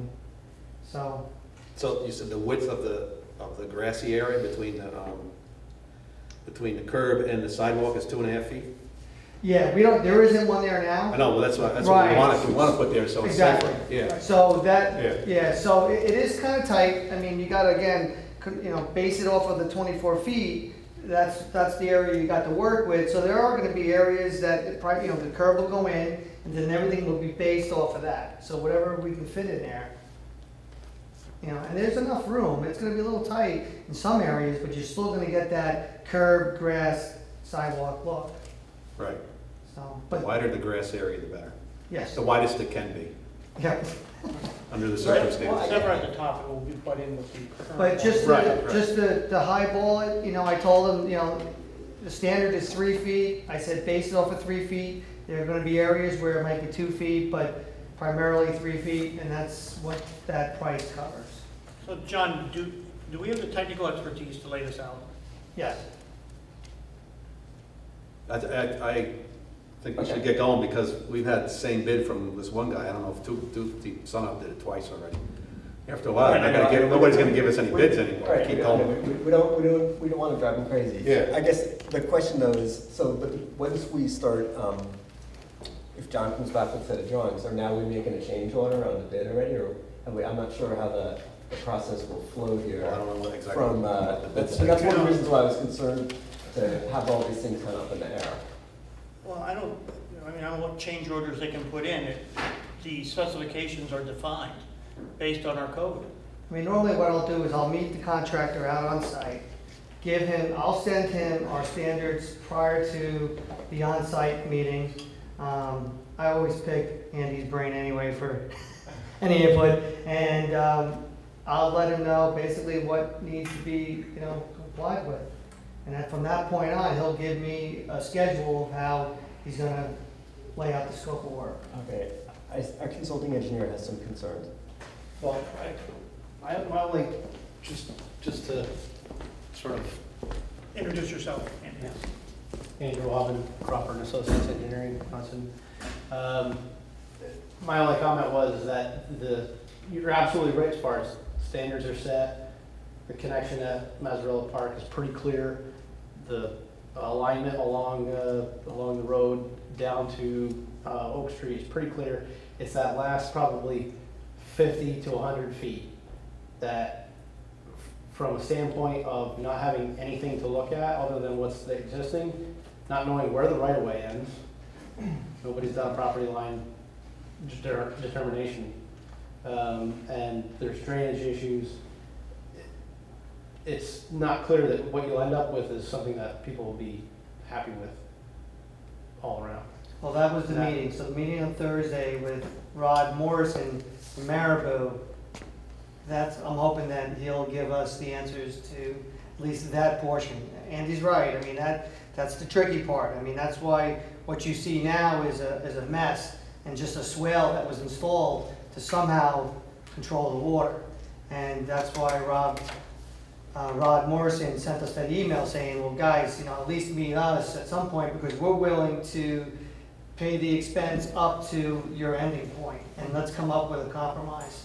We haven't had that meeting yet. No, but they're willing to work with us on the layout at that point and help us figure out that very tricky part, which is great for them to do.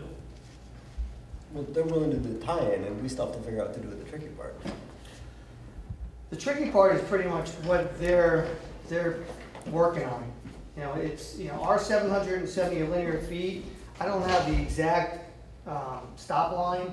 I mean, and that's one thing I will measure out prior to our meeting and let at least Marabou know this is where we're stopping. So what are we doing from here to your apron to your driveway? Where does Marabou begin? Is it in front of the accountant's office or? Yeah, that driveway. They're doing that road across, they're doing the road from, what is it, Marvin? Yeah. Marvin, and they're picking up at Marvin's, attorney, coming across the road and extending up to some point. Yeah, so I think the 70, well, you can measure it, the 770 feet went to Marvin's. From Marvin's, where the sidewalk Yeah, is? see, there wasn't any really Up meets to and the bounds. There wasn't park. really any specific start or ending. We knew that we had to pick it up where the park stopped. So that basically Right. should be our Right, so starting what I'm point. saying is it might not be 770 feet, Correct. which is And better for us. Well, Right. Yeah, And that's If why we Marabou can said, do some of it. that's why we said approximately Right. in our bit, so. and that's the other thing. Marabou gave us an approximate, I think at Thursday's meeting, we'll have a definite.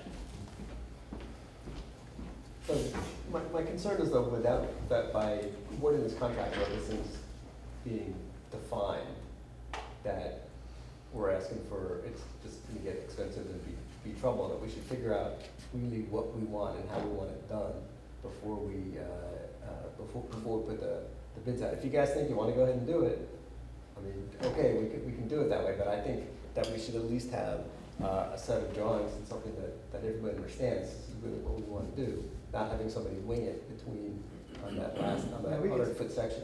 We could still have Crawford still do the drawings, and at least it's gonna give the contractor specific directions. Right, we could do it in parallel. We could have Marabou and a set of drawings ready for whoever we approve the bid for them to execute on. Okay, if that works, then Yeah, that's fine. absolutely, If we can do works, that. that's- So maybe we can resolve this at our public 2 hearing. weeks from now. Yeah, 2 Yeah. weeks from now, because it Okay. won't take, once we get all this information, Well, it won't take. can we make a motion to move forward now based on receiving drawings and the specifications from Marabou to go forward and award the bid? Award the bid 2 weeks from now? though? No, I mean- award it now. Let's move forward now and in parallel, work on the discussion on Thursday with the engineers from Marabou and Crawford for doing basically a line diagram of where it will go. Well, provided the bid doesn't change. It shouldn't change. This is just given the contractor Just more detail. specifications. I just think maybe the linear feet will be different, which, Well, if anything, it would be less. right, it's gonna be less, but Well, if we say provided the bid doesn't change, it takes care of itself. If the bid changes, then Right, we have to reconvene in 2 weeks. okay. okay. We wanna get this going. Yeah. Okay, no, I'd like to see it get going. We're gonna run out of time. Right, okay. All right, I'd like to amend your motion. Or do you Okay. want to amend your motion? So we're gonna amend the motion to accept the low bidder, so that would be, what's that here?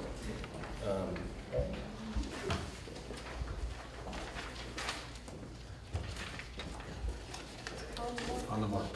On the mark, You right. want it? You want a copy of it? I've got it. Find my folder. Here. Yeah, Rick. Thanks, okay.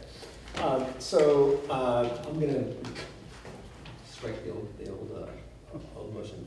So I'm going to make a motion to accept the bid from On the Mark Excavating of Utica, New York, for, actually, John, what was the number you had? I think you may have it. If you added 2,500. 41,580. You got the latest. 41,580. Yeah, but then there was an additional. Oh, here it is, 25 here it is. Yeah, I gave it to Rick. Oh, there's, okay, the yellow one, okay. Okay, and then the total is on the next page. Okay, so it's On the Mark Property Maintenance LLC for $44,080 to construct a sidewalk from Tunstall to Maswell Park, approximately 770 feet east.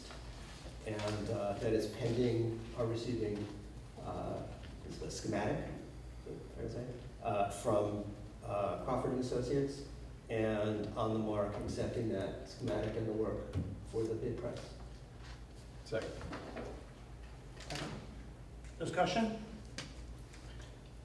All in favor? Can I, You have a discussion? well, I just have a discussion point. Just, I think in the future that we probably, I don't want to go down this road again. In the future, I would like to see that when we construct the bids, that first of all, we get John in the loop a little bit earlier, and second, that in our bid, we should really have a mandatory walkthrough day. We can certainly demand that of any contractor, that they come down and take a look, so we know that everybody's on the same page with the bid. So coming off of this, I see some ways within that we can do a better process in the future. So I just want to put that in everybody's basket. All in favor? Aye. Opposed? Abstained? Thank you. Now I lost my agenda here. Oh, Rick, you're still on. Okay, right, and then there's a section of Livingston Street that we request to abandon. John will speak to that. It's the Livingston Street road abandonment and the property realignment proposal. I have here one of the owners, Navin Sharma. How are you? He is one of the owners of 86 Livingston. So basically what we have here is, this is the map of Beach Street here. Livingston's primarily west, and this is just a little extension. That extension basically is owned by Rhinebeck Dutch Reformed Church.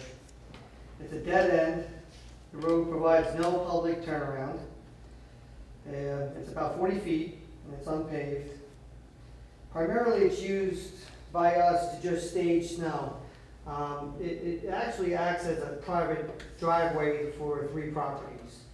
This one here, this driveway here, and then the dead end. So what we do is we make 3 or 4, 5 passes because our trucks are so small, and we stage the snow over here. They're not that So- small. You can't pull a wool over my eyes. At least 5 passes. Yeah. So this basically, it only acts as a staging area for us. Yeah. And so, let's see, currently, the property owners they have 3 undersized lots that they cannot do anything with without a variance. And so I don't know what their future plans are, but they're proposing that they merge these lots. And with that, we would just, in contract, we do have a couple of descriptions. I know that our attorney has looked at it, and their attorney, and they basically drafted up 2 agreements.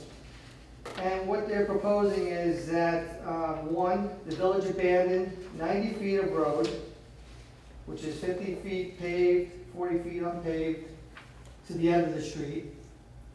2, that the owners consolidate 3 existing parcels with the abandoned section. So right now they own this parcel and these 2. They want us to abandon this, and at some point they want to merge the entire 4. the village will have an easement for snow. So now we still have the issue of getting the snow off of this extension. What the easement is gonna allow us to do is to stage all the snow at this location here. And finally, they're going to pave a 20 by 20 area of snow storage. We basically try to figure out, worst case scenario, how much snow, and we figure a 20 by 20 area is sufficient. If we have a really, really bad season, we'll basically come in with backhoes and remove it.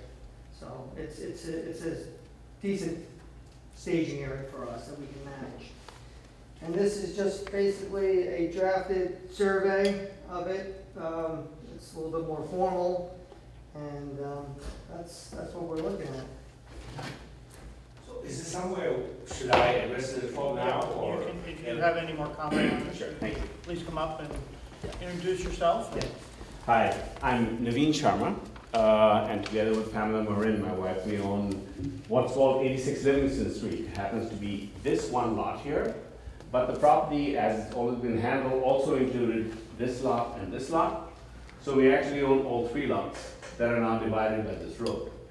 The road serves no special purpose, except, as John mentioned, for staging snow. There is very little room for people to turn around, so mostly they end up backing out when they find that they're in a dead end, and they've been trampling over a lot of people's bushes and lawns over time. We have an old septic system out here. We would love to be able to upgrade it. We don't have any area to do it right now. So for all of those reasons, we thought it would make sense for us to try and combine all of these lots. We've spoken with the church that leases all of these lots, and they have expressed a willingness, and I have the papers here for all of you, to hand them out to you, do all the documentation. But, the only thing we're voting on though tonight Right. is the abandonment of the road. Correct. We're not voting on your usage of the property, No. your deal with the church, Right. or anything else associated. So I appreciate the information, but in the essence of time, I would really like to, Sure. unless there's an issue in regard to the road, Right. right, which is the only issue which we need to set a public Exactly. hearing on, Right.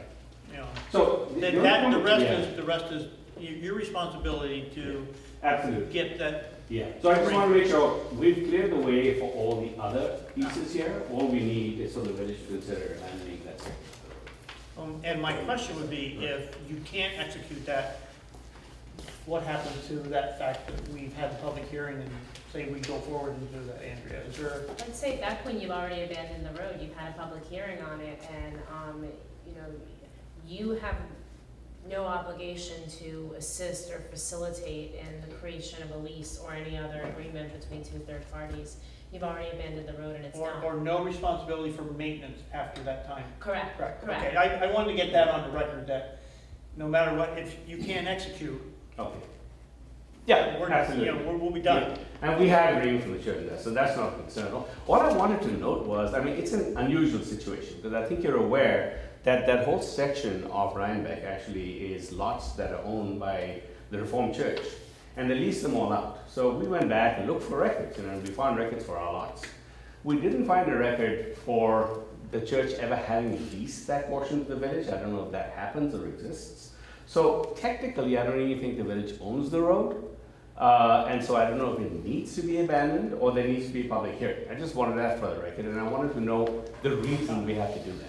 It is a user road by virtue of the fact that it's become a user road. So the village does need to follow this process and then has to formally abandon it. So despite the fact that you don't find anything on the record, that's still the case that a user road has been created by use.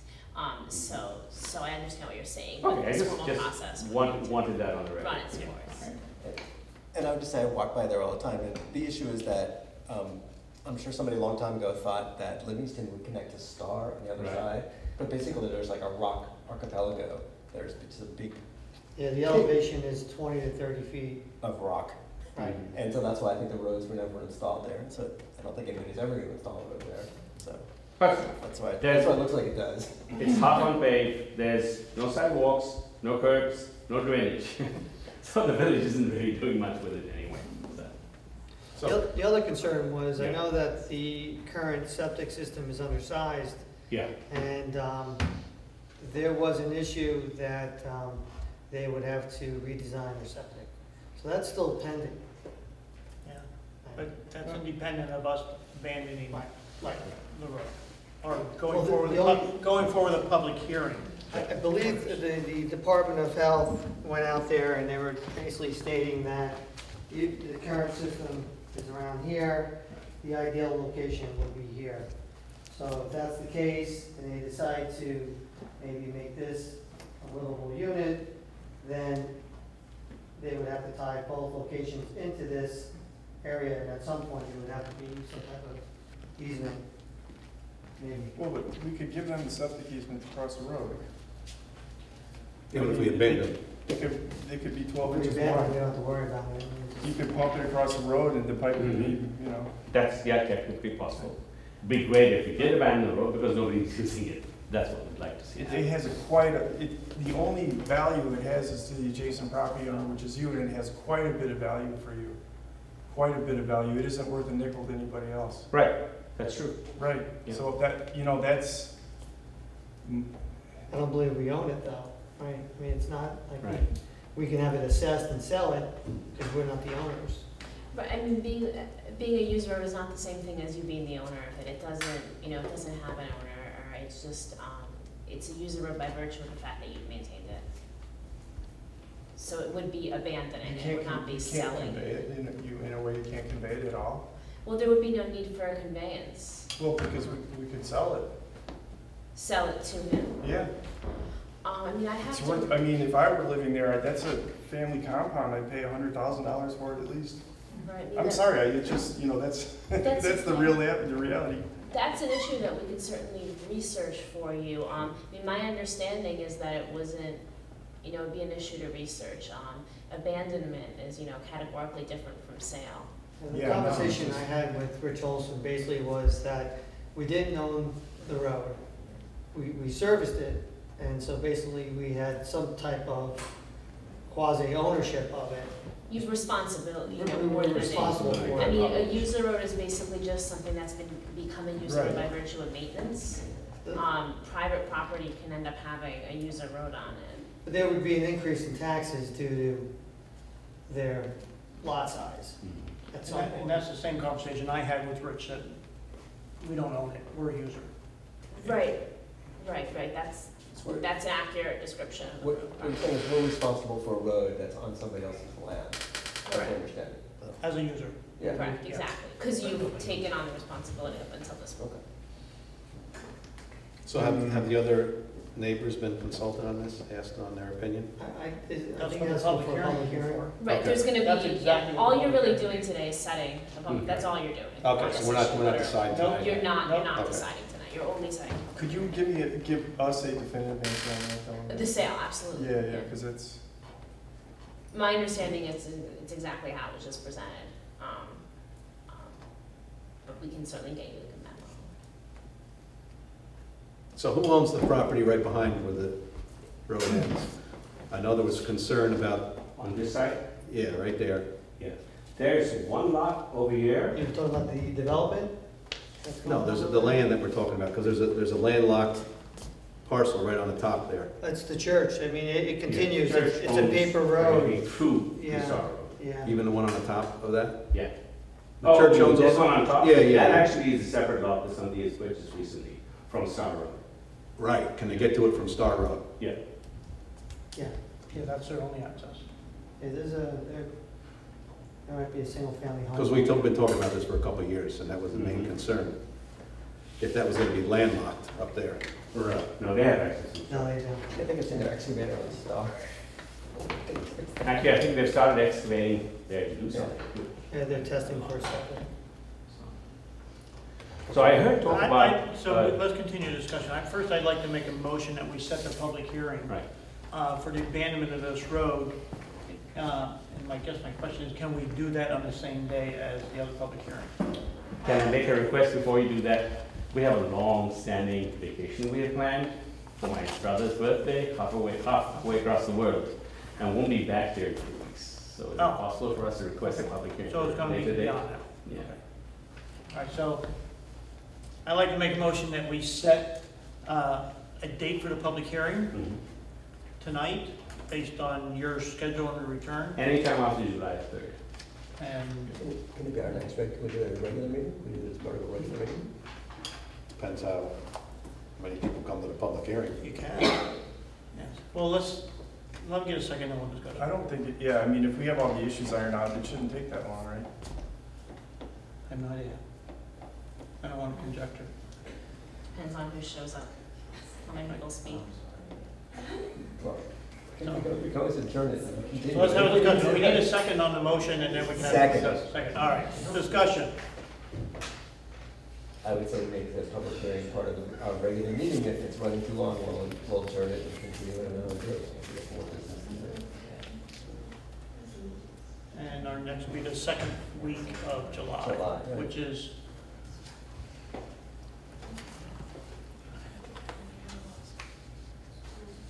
The 11th?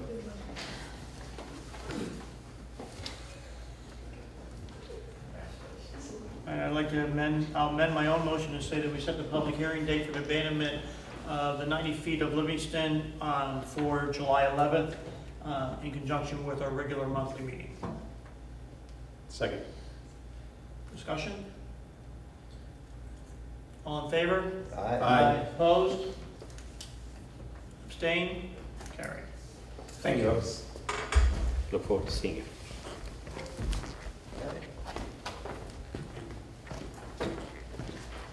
Grant, you're back up. Water Department. Okay. So we have posted for a water plant operator trainee to replace Brian Alex's position. He's been promoted to water superintendent. And when did that notice go out? Just a few days ago? It went out Thursday. Okay. So we are recruiting for a trainee. And I won't go through the monthly report because I have a bunch of stuff I want to talk about here. We have as far as the low lift, we did the vulnerability report, and several of the things that got flagged were the access road, which got submerged during Hurricane Sandy, the low lift pump station project, which is not wet flood proofed, and the lagoon issue. So those are kind of the higher priority items. But Crawford Engineering is seeking a grant request for the consolidated funding request grant to wet flood proof the low lift pump station. And you would approximated that could be like a $65,000 project. When that is due in July, right? That the Yes. funding request materials. July 28th. Okay.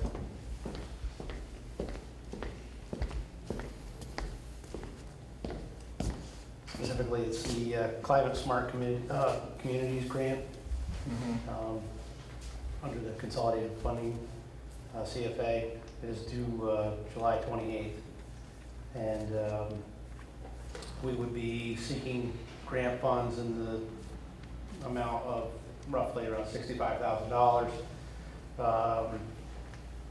That is a 50% match for that grant. And what you would need to do as a board prior to submitting the application, you'd have to have a resolution that says you want to apply for the grant. That's part of the application, is a written resolution that you want to apply, as well as you need to provide some documentation that indicates you have the ability to provide that 50% match. So if we wanted to bond it, we need a bond resolution probably for next month. Yeah, if you were gonna bond it, you'd have to have a bond resolution, or if you could say, we've got money earmarked in, on a water fund or something like that, you could do it either way, or some sort of escrow. But, yeah, there's several ways to do that, but you'd have to, those are two things you'd have to do prior to the July 28th due date in order to be eligible for that grant application. So to that end, we have basically given him the green light to go ahead on this, and the fee's going to be about $3,000. Well, I think we need to vote to approve that. that request, for him to do the grant request. So I'd like to make a motion to approve Crawford Engineering pursuing the grant request that he just described for the low-lift pump station flood proofing project. I'll second that. $3,000. Yep. Further discussion? So when you say it's a 50% match, does that mean the whole project is $130,000? No. And it's 65?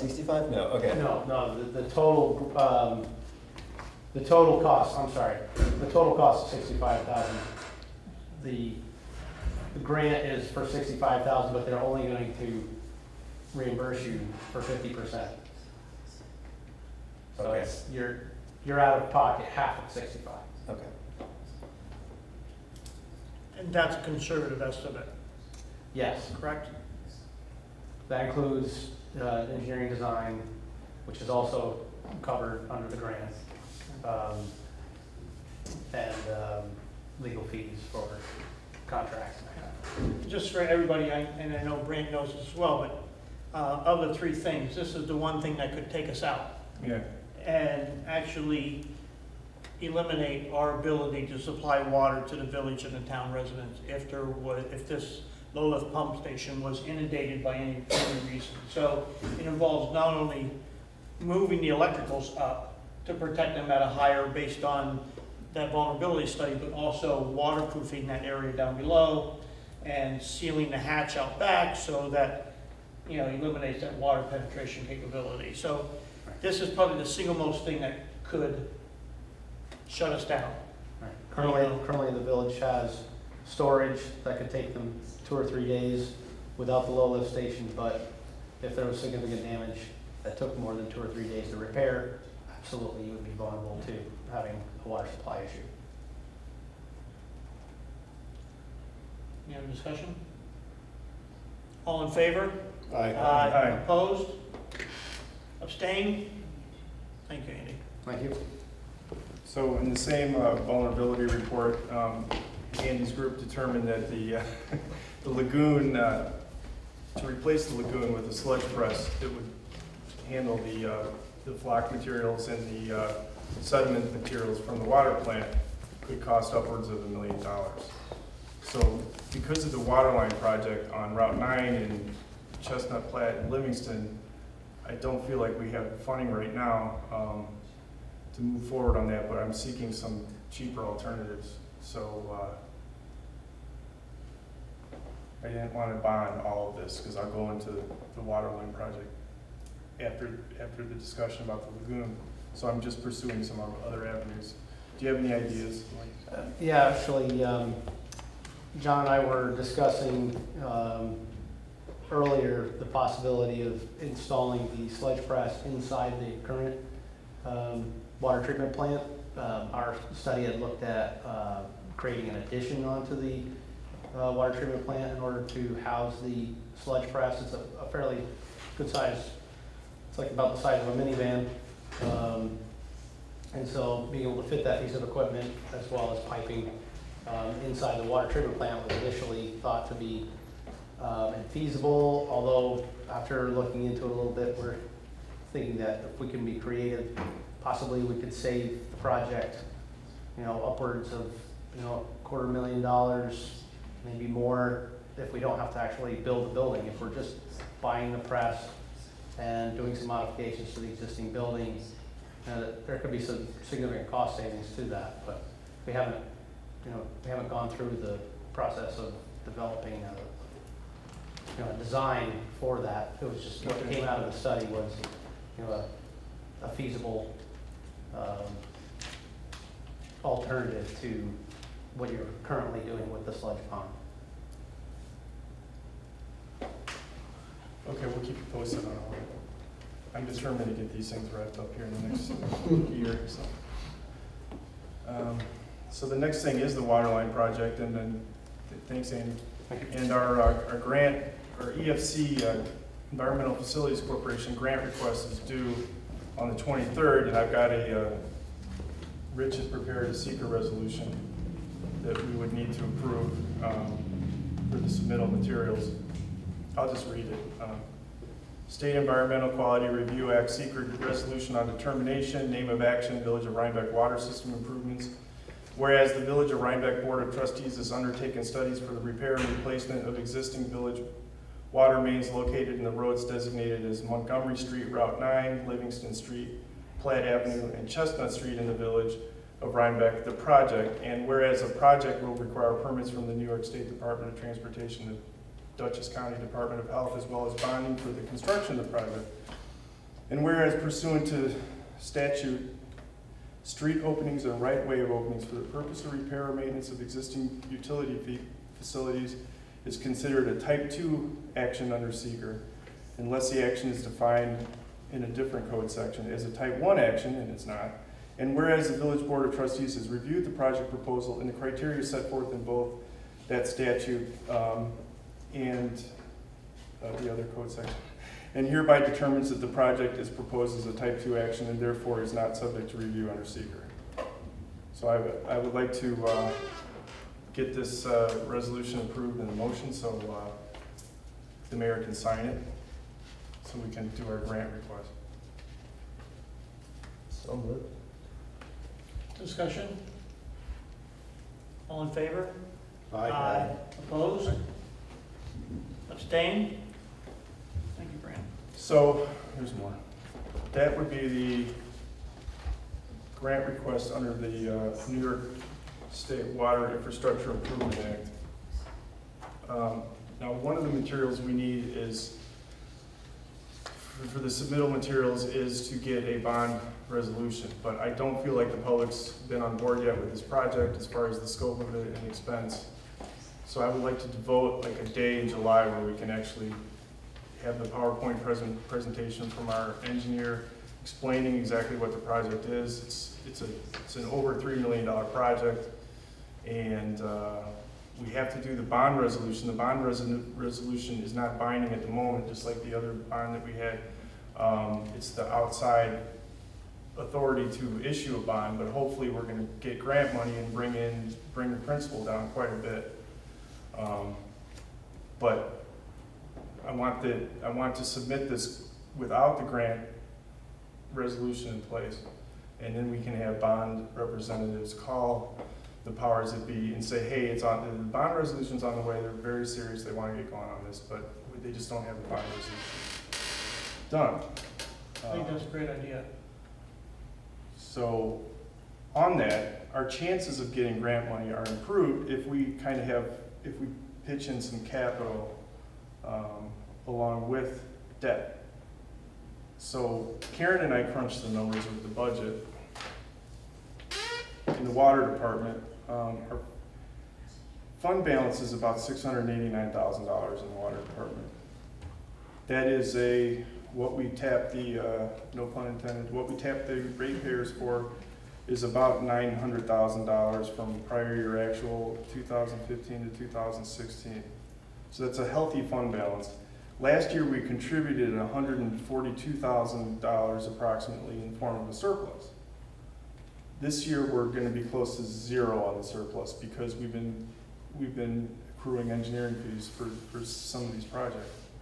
But the money that we've been putting aside for the lagoon and the water line project is $170,000 a year. So that space is built into our budget. So in other words, if we continue to do that, we will have that money available for debt service for a bond. In addition, Karen is pointing out that we are going to retire another bond in 2018, which will free up another $50,000, which could fund, say, $750,000 in debt. So that's sort of the state of, the financial situation as far as what we can have contributing toward debt service on a big bond. But I feel like we can pledge that we'll put in $250,000 or so toward this water line project, which is the 12-inch main all the way from Market Street to the hospital pretty much, and then have 8-inch laterals going the length of Livingston, Platt, and Chestnut. So I wanted to hear what you folks have to say about that. Or if you want to put in more capital or you want to put in less capital. I think it all depends on the other what Andy's gonna get for us for a grant, Andy. Oh, No, it's not Andy's not gonna be- working. you're gonna- Oh, that's right. the other- Sorry. That predated like Yeah. my involvement, but. Okay. So- Yeah, I know who it is. I don't think there's a better time in New York State right now than there is today to apply for these water improvement grants. That's right. Governor Cuomo has dedicated, $250 billion, and that's going to be released in stages for water infrastructure and infrastructure improvements. And predominantly, that money is there, that first is for water infrastructure improvement. So if we're going to do it, now's the better time than any. Will there always be more? Yes, but day one, opportunity is here. So I think we have to move forward. This is a project that's been underway now for, Heinz started it, what, 3 or 4 3 years. or 4 years ago.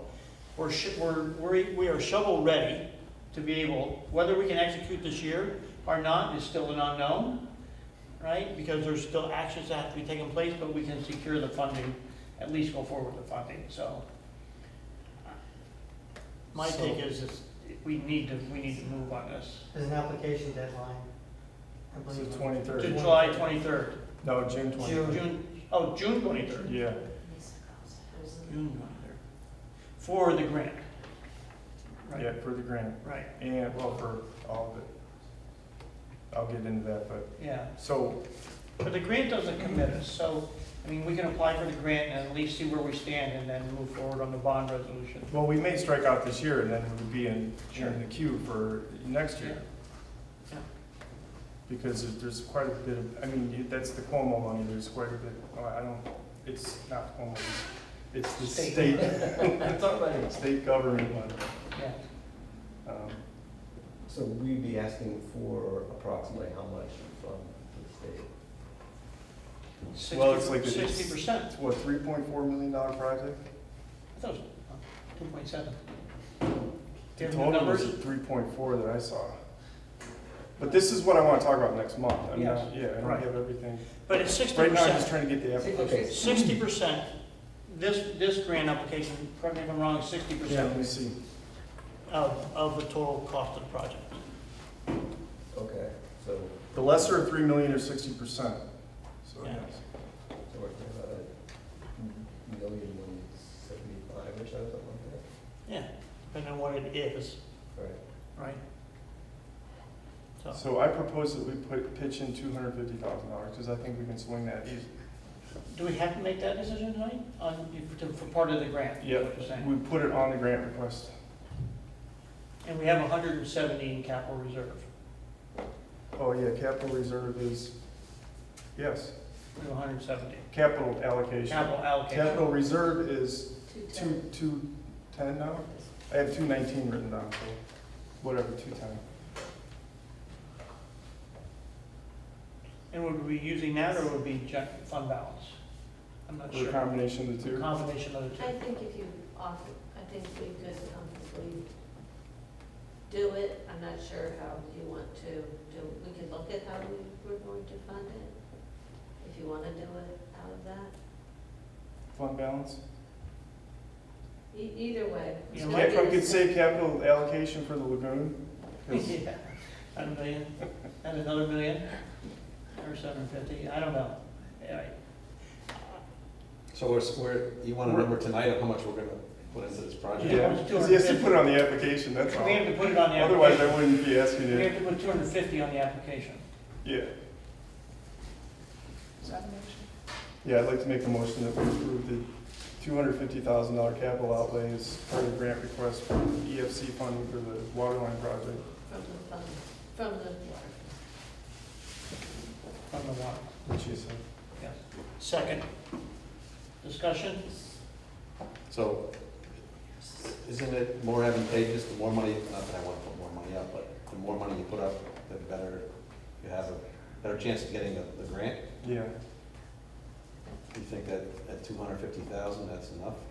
Well, I wanted to keep the fund balance healthy in case we have an emergency, but that would Right. bring it down to, it'd still be, well, our budget is, our metered water sales are 900,000. The fund balance would be down to what, 450? It's still, And that's the money we put up only if we get the grant. Right, and, It's not that we're really spending the 250 now. and, no, we're not, and if we take it all out of the fund balance. Right. my opinion is if we don't get the grant, we wait till next year. Right. Because this is not something that needs, it's something that needs to be done desperately, but not tomorrow. There's not a timeline. Okay.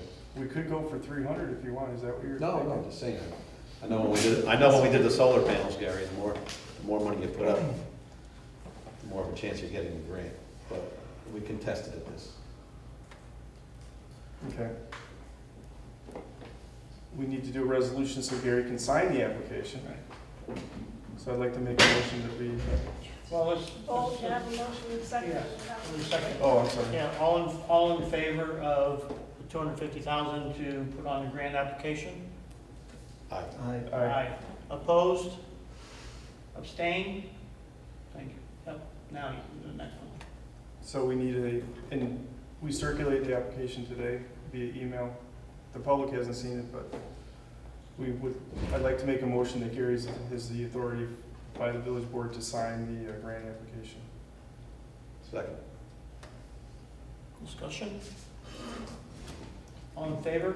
Aye. Aye. Opposed? Abstained? And last, there's another fund, the Drinking Water State Revolving Fund, which offers financing concessions. So what they do is you basically borrow at the public authority's rate, which is AAA. And presumably we're not AAA. So you could save a half a point or a full percentage point on your bond rate. That's a separate application, and Stantec wants to know whether we want to go for DWSRF funding, Drinking Water State Revolving Fund money also. So they'd have to do another application within the next 10 days and get it in. My thinking is we should probably just go for everything we can get at this point. I concur. If we save a percentage point on $2.5 or $3 million in debt over 20 years, that's a lot of money. Yeah. Is there a cost for us for that second application? I don't think there's a cost. The cost is that they have exacting record keeping. You have to deal with them, you know what I mean? And they have more exacting record keeping procedures and requirements and stuff like that. But we have an EFC bond right now, and it's old, but there's absolutely nothing for us to do, right? The one, yeah, on the gardens. So you want to make a motion? Yes, I'd like to make a motion that the engineer pursues the DW State Water, Drinking Water State Revolving Fund funding as well. And Second. Discussion? All in favor? Aye. Opposed? Abstain? Done. so do we need a resolution that you sign that application as Yes. well? I'd like to make a motion that we allow the mayor, Gary Bassett, to sign that particular grant request, or financing request. Second. Discussion? Aye. Yeah? Feet ahead. No. All in favor? Aye. Opposed? Abstained? Thank you. So, He sent the application today, and emailed it, Troy did. Oh, you didn't get it? Okay. I didn't. It's not complete yet because we have to have these outstanding items. Because one of the questions is, do you want to go for the revolving fund financing? Do you want to put down payment, that kind of thing? So we'll get it to you as soon as we can. And let's see, is that it? Surplus property. It's actually Yeah. listed two places. You want to carry it? I don't know anything about the surplus Okay. property. That's not mine. Todd, is that in the book? That's the one we got the town assessment value on? That's also listed. yes, it's in everybody's book. Yeah. Where is it at in? We can do that now. It's at the very end, it is .033 acres. Is it under other business, or? No, it's in the water. It was, What's in the water? I don't have it in the water. You know, I don't have it in water. I don't have it in the water. It's No, I do in the not. back. If you have it, Pat, could you read it? Yes, it is from Donna Van Voorhees, who's the assessor's aide, town of Rhinebeck. Colleen Mooney and Mark Sutton, their parcel number, and Village Rhinebeck. Mooney and Sutton will be receiving .033 acres from the Village of Rhinebeck. The estimated assessment for the .033 acres is $5,500. So I'll bring everybody back up to speed on this. This was the issue where the town had issued a variance for the Suttons to extend their deck, and their deck went over the property line. So they have asked for approval to incorporate that extension of the property into their property, which has been approved by the town. Mark Gromitsky, the engineer, and representing the village, and representing the village, took that through the town process and has been approved. And we also voted several months ago that this did not have an impact on anything that we were doing at the water plant. So essentially, we declared it surplus at that time. So the next step was for the town to say the subdivision is approved, to do the lot line adjustment and pull that in, and get the assessed evaluation of that extension for us to sell the property to the Suttons. Okay? Is that? That's accurate. Yeah. You hit every point. Thank you. And so now that we have an assessed value of $5,500, we are really now, we don't have to, it's not like we have to go for public hearing. We can make a direct sale to them based on that fair market value of $5,500 and move forward with that. So with that, I'll make the motion that we accept the value of $5,500 for the water, to transfer that parcel of land to the Suttons for that $5,500 and declare it surplus and make the sale. Second. Discussion. All in favor? Aye. Opposed? Abstain? Good. So we can notify the Suttons then that this transaction is complete, correct, from our point of view? Yeah, you also need to sign the EAF. Okay, That's the other All right. piece. I have a copy if you know. all right. I don't know if I have it in this file or not, but I'll save that and we'll do that. Perfect. Thank Does you. our attorney notify the Suttons, or does it come from? I'm happy to know, do the Suttons have counsel? Are they? Oh, no. I think they're in France right now, by the way, but they're available by email. Okay, yeah. So, I can certainly contact them if you give me their email address or packet, whatever you prefer, I'm happy to. I would prefer that come from the law office Yes, that we can certainly. as a more official. Mhm. Okay. Thank you, Andrea. Of course. Okay, wastewater department, Howie. Okay, the amount of wastewater treated for May of 2017 was 4.75 million gallons, which is almost close to April's amount of 4.7 million gallons. The gallons of sludge processed was 39,500 gallons compared to 33,100 gallons for April. And the pounds of sludge processed was 5,371 pounds compared to 4,186 pounds for April. I spoke to Pete about this ongoing issue of a laptop. He wants a laptop. I wanted to try to explain to him what a thin client, what's it called, thin client pad or server? It's just a thin client. Is it like an iPad? It's a thin client computer, no. It's Okay. really a computer. Okay. Because he just wants to see what that is. And Yeah. his main concern is being able to print off of that. Can you print off of that? Yep, it'll be Okay. connected to his printer. Okay. I talked to Pete as well this afternoon, Oh, this afternoon, okay. Yeah. Yeah, I talked to him this morning. I went down there this morning. and I know, and so he said he didn't have any objections, he would just like to get it going as quick as Oh, possible. yeah. So I'm waiting for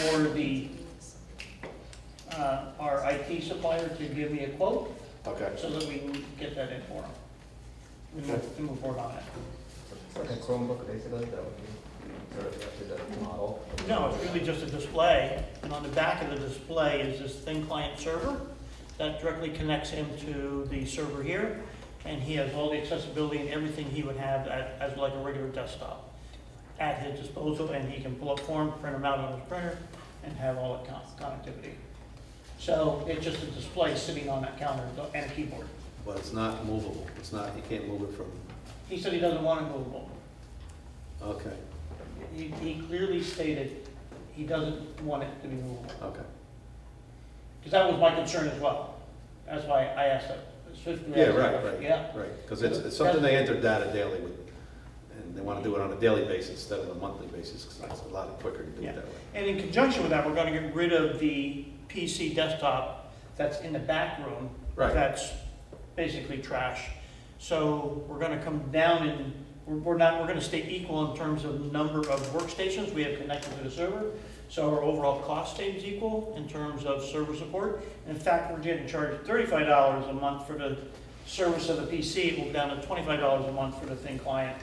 So we actually save a little bit of money by going forward with this, and actually save in terms of cost of buying a laptop, versus the cost of a laptop. Okay, So I'm moving forward on doing Okay. that to make that happen for me. okay, good. You know, I've already requested, that money was part of the IMA Tech Grant. I've already requested from the town to start the process of Okay, transferring those funds. okay, So I think you'll be happy. yeah, I hope so. Yeah. He just wants to get it done. Yep, I agree. That's it for the wastewater. There's another issue, but I want to talk to John about that before. Okay. Nothing else? No. All right, tree committee. Okay, we have We're getting to you, Carol. Sorry. The Woods Association submitted a rather complex request because there's some trees along Astor Drive that are actually quite beautiful and quite stately, but are unfortunately towards the end of their life. Carol, do you want to present at all about that, or? Okay. So basically, the Woods went out and a homeowner group went out, hired a contractor, and they walked the trees. Got the contractor suggestion. They then came to the tree commission, and the tree commission has agreed with their request with one exception, I do believe. So. If you guys are really interested, there is lovely color maps and pictures and all kinds of stuff. But basically, a lot of trees on Astor Drive would be coming down. It's a shame because they look really nice. I believe that we will work with Meg for a replanting plan. Hi, I'm Carol Urban. I'm on the Homeowners Association board at the Woods. That strip of land along Astor Drive is actually part of the Woods property. And so we've got responsibility for maintaining the trees on that property. We had some issues this past winter with electric outages because a tree fell and hit a wire line. We're also concerned if a tree falls, it could hit a car going by. And then it's a walkway that we and other people also use a lot, people in the village. So trying to be responsible citizens and maintain our property. I worked with Meg to get the rules and regulations, what we needed to do. We did an assessment with Everhart, recommended a lot of dead ashes that nobody had any issues with. And I think one or two spruces, very large spruces, but definitely in decline. And then one of the very large red oak trees, very near the intersection with Montgomery, Everhart recommended that it was declining and that we should remove it. And that's the one that the tree commission has requested that we do a little more research into. It's a big old tree, we'd all hate to see it come down. But if it is gonna come down, we want it to come down in a controlled fashion, not because it fell. I think it would probably reach the church across the way, the Baptist church. I mean, it's such a big tree, and it would really do some serious damage. So we will go ahead and look into that and then come back to the tree commission with either, okay, good, the tree can last more years safely, or no, we really think it needs to come down now for the life safety issues. But everything else that we requested, the tree commission has approved, and we would like to get the board's approval so that we can have Everhart schedule it, so we can get done before the autumn storm season, essentially. And just on this, the red oak, basically, the tree commission asked that a core sample be taken so they can find out what the structural integrity of the trunk looks like. And that will make a determination about how much life they think is left, how much safe life is left in the tree. So that was the central question. So I think. Carol, there's, so tree number 6, 2 ash trees may be on homeowner's property. Is that Wood's property or somebody else's property? In Meg's report to the village board? Oh, it may be on our property, not within the. It's not within our right of way. So we erred on the side of caution. Any tree we thought might possibly be of interest and concern to the village and the tree commission, we put in our request. Okay. What she's saying there is actually that one is out of the village right of way, so. The reason I'm asking is because it's worded 2 ways. On tree number 6, it says 2 ash trees may be on homeowner's property, and tree number 8, 2 ash and woods are beyond the village right of way. So is that the same, or are they different? That's Meg's wording. I talked to her on the phone. The 2 in the woods are way in the woods. So they're not even on your property? No, they are. They are on the woods property, Yeah. on the woods condominium property. The best I can say is I think that she's saying essentially the same Okay. thing from 2 different All right, I angles. just wanted to make sure that we're not recommending a tree to be taken down on somebody else's property. No, and That's my concern. No, absolutely not. And we were required in the application process to notify the First Baptist Church. So we sent a letter and basically that package to Pastor Dragula, and we got an acknowledgement and a thank you from him, and he said, just please let us know before the work, begins, so we'll be aware, and we said yes. So there's also another request that the village incurred a cost for stump grinding, because of the costs incurred by the woods development. The idea being that Astor Drive, although we do own that piece of property along the street, is a historic road within the village of Rhinebeck. And those 2 spruces, and if we were also to take down this oak tree, are rather large around, and we'll be left with unsightly stumps along the road. This maintenance that we're doing is really going to put a serious dent in our budget. We're not going to have the funding to grind the stumps. The tree commission would put in replacement trees, but if the village could grind those stumps and make them go away, I think it would add or would help maintain the beauty of that road. So that's our request. Do we own a stump grinder? We do. It's part of the skid steer, but does that set precedent, and can ask council for other people in the future? Because we usually don't do stump grinding on personal property. That it very well might. I mean, this is a third party or private party asking you to do this for them on property that the Woods owns. Is that accurate? Right. The Woods owns that We property. We own this strip of land, yes. So then the next But person. the trees would be like they're between the street and our path, let's say our sidewalk. So They're in our right of way. they're in your right of way. Right, but we don't We don't own them. we don't own the trees either. Right. We ground stumps before.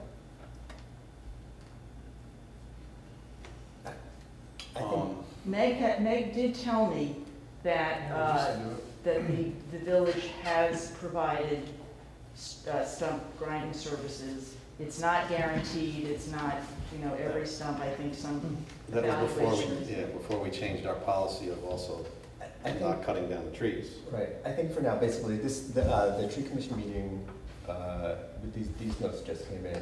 So I think we should probably do some more research on the stump grinding issue before we make a decision. Find out what precedents, what we did in the past. I'm not saying we shouldn't do it, I'm just saying, you know. No, but I think we need to investigate, basically, What before are we you make saying a is, decision. if we want to move forward on the trees, but let's not motion on the grinding. Right. Right. Right.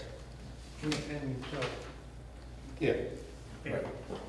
Can I ask you about one of these trees, the one tree that has it says directly across Astor from number 7? That's number 7.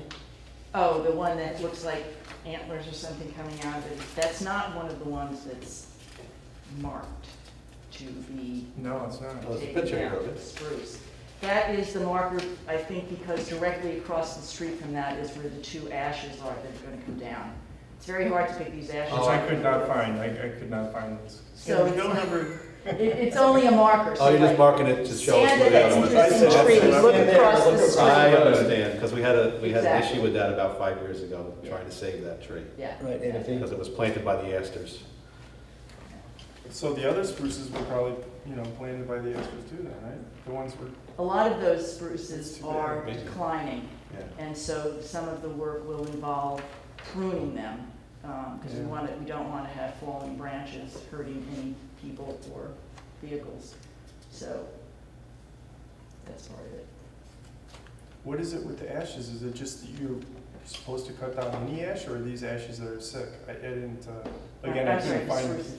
I don't know. I think Okay. that there's something going on with the ashes, and maybe, Yeah, there's an emerald ash borer. yes. Yeah, I don't think we have And that. it's some of the old spruces that are in decline that we're going to be doing a lot of pruning on to try to, at least keep them looking good and in Good. good shape and not safety issues.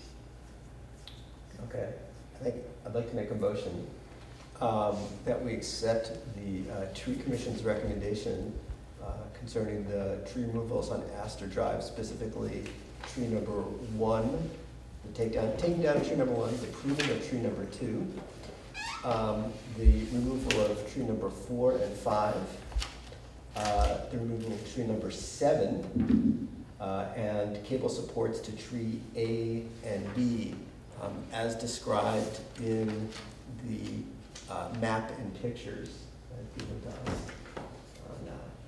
as part of the package. Second. discussion? I do have one more question about this, and that is the replacement process. You mentioned that Meg had made recommendations. Is that the village is going to then She plant said the the trees? tree Or you, or as the Woods condominium, are going to take her recommendations to plant replacement trees? She indicated to me that the tree commission would be happy to provide the replacement trees. We would have to take responsibility for watering them, perfectly understandable, because once planted, we want to make sure they're going to. And that would only be when we do our normal tree planting, not an exceptional. No, not she exceptional. said the planting is done usually twice a year, so even And if it we're may not done. all be all at once, it may be spread out over time. Because I don't want to concentrate all our trees in one spot if there's lots of other people who want the trees. If you look at their notes, actually, the tree commission has already been identifying areas on Manor, Astor, Montgomery. Right. That they want to do, so. I know, so I don't want to, well, whatever, I don't want to dedicate all our trees to To this that one problem project. section. And we will be grateful for, whatever trees could be provided. And again, it's a separate issue from the Okay. stump grinding. Okay. All right, all in favor? Aye. Opposed? Abstain? Thank you. Good. Thanks. I have another motion. Okay. I guess I did forget, it's just maybe unrelated to it, I mean, it's related, but when you plan to do this? Well, now that we've gotten your approval, we'll be in touch with Everhart tomorrow to see about scheduling it. And then we want to pursue that one large red oak doing before Sandal, So- whatever. So we want to move, It's immediate. obviously, our ultimate goal is to get it done before the fall Immediate. storm season. Thank you. Yes. Sorry. No problem. The tree commission also recommended that a tree at 25 North Parsonage has been struck by lightning, and it's a safety hazard. They recommended that the owner should be allowed to remove that tree, and I'd like to make a motion that we accept their recommendation to permit the owner to remove the tree at 25 North First I Main. mean, there's a picture here, has anybody ever, that's, Yeah, it's- It's a check mess, it yeah. out. Yeah, The tree's dead. yeah. Yeah. It's dead. No, I walked by and I go, how come the tree hasn't been removed yet? So, motion to accept the recommendation. Second? Discussion? All in favor? Aye. Opposed? Abstain? And Thank you. I think that's all the actionable items from the tree commission. Is that it for? That's actionable items. There's, Yeah, I do have a question because I've been trying to get a answer on the tree between 30 and 32 Chestnut, and it's not in this report. no. This there- is an issue that's been going on now for 2 months. Right, there's been a couple of go-rounds between, I've heard different answers from different people. And finding out what is the actual truth has been difficult, but we'll find it. All right, so can I get a commitment that we'll have an answer so I can get back to the owners? Because Yes. on that particular tree, Yes. for everybody, there's a tree that was recommended to be taken down. It was identified as 30 Chestnut, but it was incorrectly identified as 30 Chestnut. It was really on the property of 32 Chestnut. But then when the tree was, when the tree company came to take down that particular tree, they took down a different tree. So, which is unfortunate Unfortunate. And set of circumstances to have that tree come down. The company who took down the tree swears that the tree was dead. They provided pictures to prove that the tree was dead. It just wasn't visible from the outside that it was dead. yeah, the central question is who directed the company to take that particular tree down? It's been a little hard to establish. And so I think we're beyond that one because it's gone, but I really Right. want an answer on the other On one. the other The one, one okay. that we voted on and approved to come down has not been taken down. Right.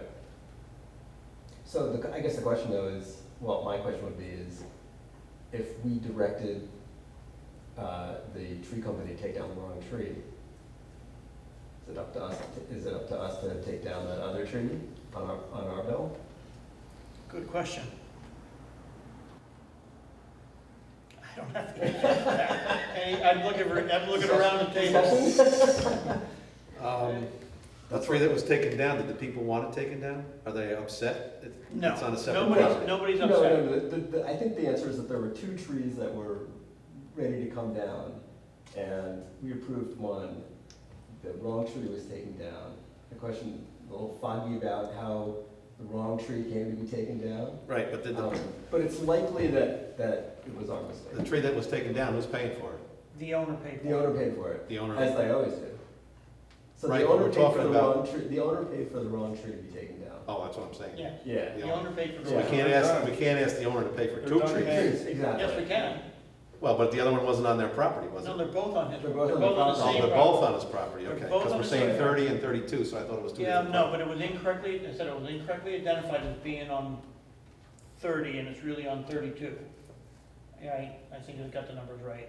But anyways, and that was corrected. That problem was corrected. It was clearly identified as to where the property was and where the tree belonged to. Unfortunately, the wrong tree was taken down. And the other one that's there is still dead and it, Oh, it didn't come back to life? no, it's like that one that we just voted on Parsonage. The It's in whole bad shape. tree is dead from the top down, through, and it is a safety hazard. Yeah. And we need to move forward. The Okay. owner, the other property, which that tree is next to, that property owner is concerned about that tree hitting their car, falling on their property, or doing damage. So we have an issue here that's been going on now for quite some time, and it's not resolved. Okay. Well, I'm gonna ask you guys a question. If it turns out that it's, well, I'll ask you, it turns out that it was our employee who misdirected the tree company, are you guys willing to fund the takedown? Are we gonna pay for it, or are we gonna ask the homeowner to do it? I don't know about, How clear was it? Again, is there two separate owners at 30 Nope, and yeah, 32? one owner. So then why wouldn't the same owner want the two dead trees taken down? Well, the problem is that nobody requested, he didn't request that tree to be taken down. So he still wants his dead tree up? No, yeah, No. I mean, no. No, but What I'm saying is that, okay, but the tree that the company removed, they said was dead, but there was no application. that was Right, presented. right, but if- So the wrong tree. if it was a clear determination that it was dead, then we would ask them to take it down anyway. We would, yes. We would, yes, we would. So, It just wasn't, in it just following what wasn't, Howie was saying, it wasn't clear until it came down that it was dead. yeah, well, it's. Okay, right, what you're saying is eventually that would have been their responsibility anyway. right, Okay, so you want to move in that direction? if the determination was clear that, I think so. Okay. All right. That was a piece of information that I needed. Okay. Thank you. I want to move, I want to get that. Close taken care that, of. okay. So who will notify? So, whoever? Yeah, I was gonna say, so then I Usually guess, comes from me. how do we, John will need to notify John's left, but John will need to notify the property owner that we've made a determination to have that tree removed. okay, does that have to go to the, and we don't have to do it again, because it's already been, approved by the tree commission? Correct. Okay. But I would also like to say that somebody go out and clearly wrap a ribbon around this tree. You know, tie a bow around it, do whatever you gotta do so the proper tree is removed. Subsequent to this, John got Meg some nice yellow caution tape, which apparently was surplus out in the highway department, and the practice will now be to wrap the Thank you. caution tape around the tree. That was discussed and put into place. Excellent. All right, we need to vote on that? Or are we good? I don't think so, we already voted on tree removal. Okay, thank you. I had a question though. Were you gonna, that IMA for the paving, did you want to Yes. get that adopted tonight? That's in our highway section. That's yes, I know, I was coached by Nikon yeah. to produce that. Okay, sure, then we have to send it over to the town. To town. To town. Right. Right, well, if we give Correct. Gary the authority to sign it now, Okay. And then send it to the town? then send it to town, then it's done. All right. So, the town and the village are potentially working on a joint project to repave Astor and Montgomery Streets.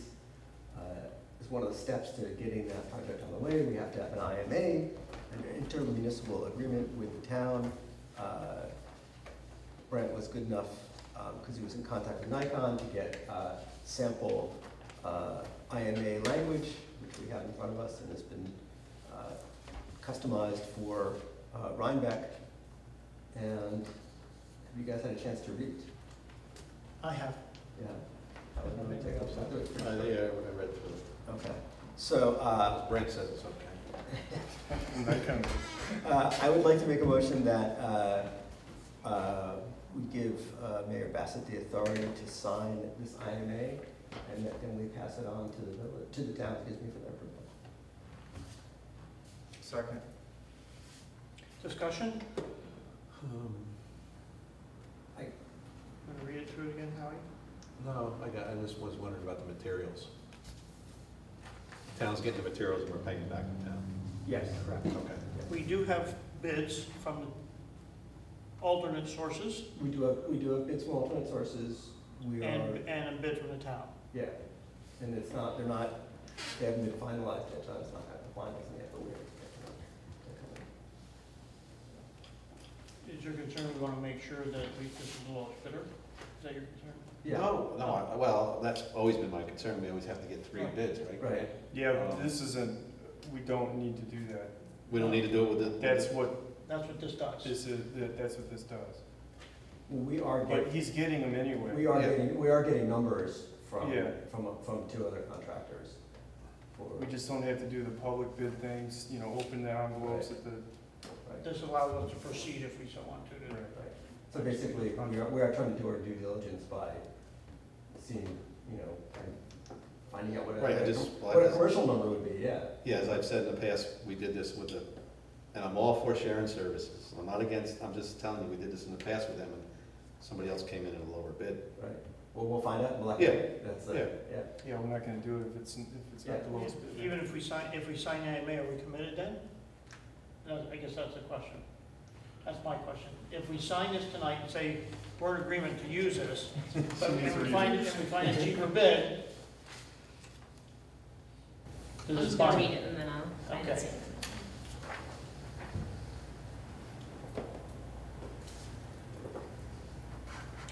It doesn't address that, it just says No, that it doesn't we're have a on. price in there.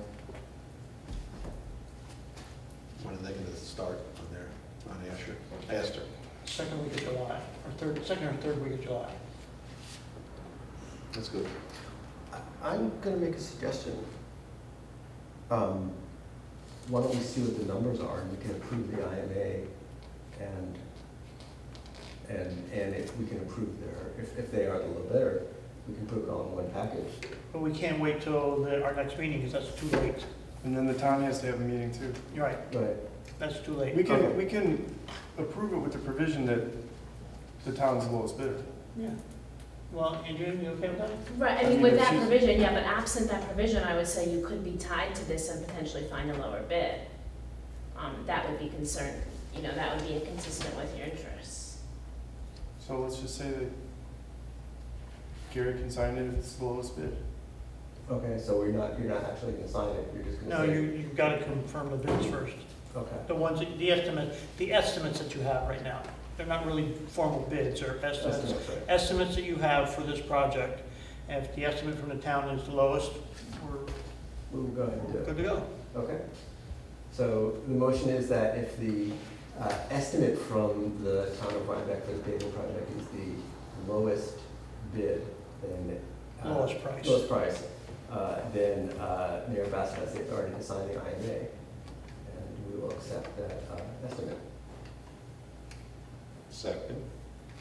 Discussion? All in favor? Aye. Opposed? Abstained? Thank you. Tell them. Oh, and Pat typed that up, by the way, so. Yeah. Okay. Ethics Committee update Howie and I will begin meetings on Thursday. and conclude by?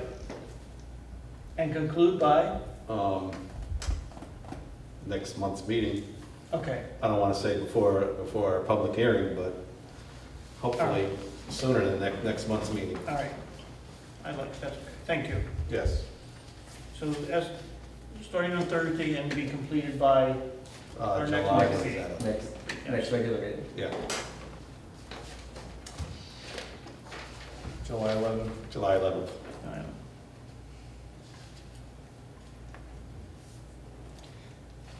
Pat, you want to take us through special requests, please? Certainly. We have a new one that had come in. I'm going in opposite order. The Rhinebeck Chamber of Commerce is asking to use the village hall for a meeting on Thursday, June 22nd from 5:15 to 6:40. It is, she told me it's for a committee that she has, and they just need space for about 30 people. So it was clear here. Did we just set a hearing date on that day? For what? The 22nd? No, we said for 27th and 28th. Okay. 27th. The 22nd is the date that she asked for. The insurance will be coming after you. June 22nd? We're supposed to be at the Renegade. Are we still going to go to the Renegades now? Yes, we are. Okay, we're going to be there. We're still going to be at the Renegade game. Right. Claudia, I'll give her, we discussed the key and how to, that situation. So I just have that, there was that one. Do you want to do a motion to? Does anybody have to be present for the meeting in there? So that No. we're- We had, in the past, when we have an agency like the chamber, we give them a key, and all the offices are locked. they come upstairs, they use the building, and they leave me. the I key. can open up, I'll be here because I can't go to the Renegades game, because it's a Thursday, right?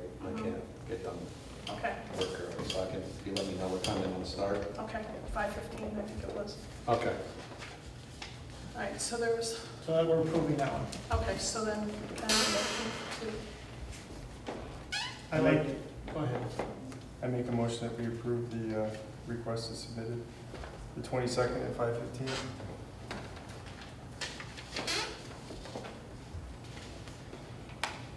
second? Second. Discussion? All in favor? Aye. Aye. Okay. Opposed? Abstained? Thank you. The next one was the art studio views, and they are requesting to put up pole banners on Route 9 by Zimmer Brothers and East Market Street by Darrell's. And on his application, they have the Central Hudson information, the form, and it has the Village of Rhinebeck as the applicant. And he has a mock-up of what the whole banner will look like. The banner will resemble the brochure cover, and we will open their studios. The images are generic and have no commercial relationships, and it would be up on the poles for 6 weeks from July 21st to September 5th. Second.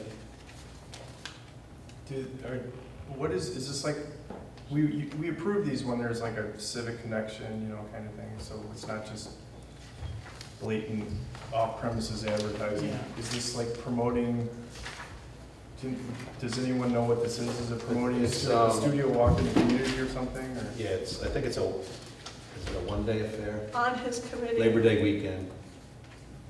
And on his form, it has the title as the member coordinating committee, but he has the applicant as the Village of Rhinebeck. I don't know who the agency is. He said that the Village of Rhinebeck is covering the insurance and the, But we can't be the applicant. I know. Yeah. So that's, I had to have the board to give me All guidance. right, so,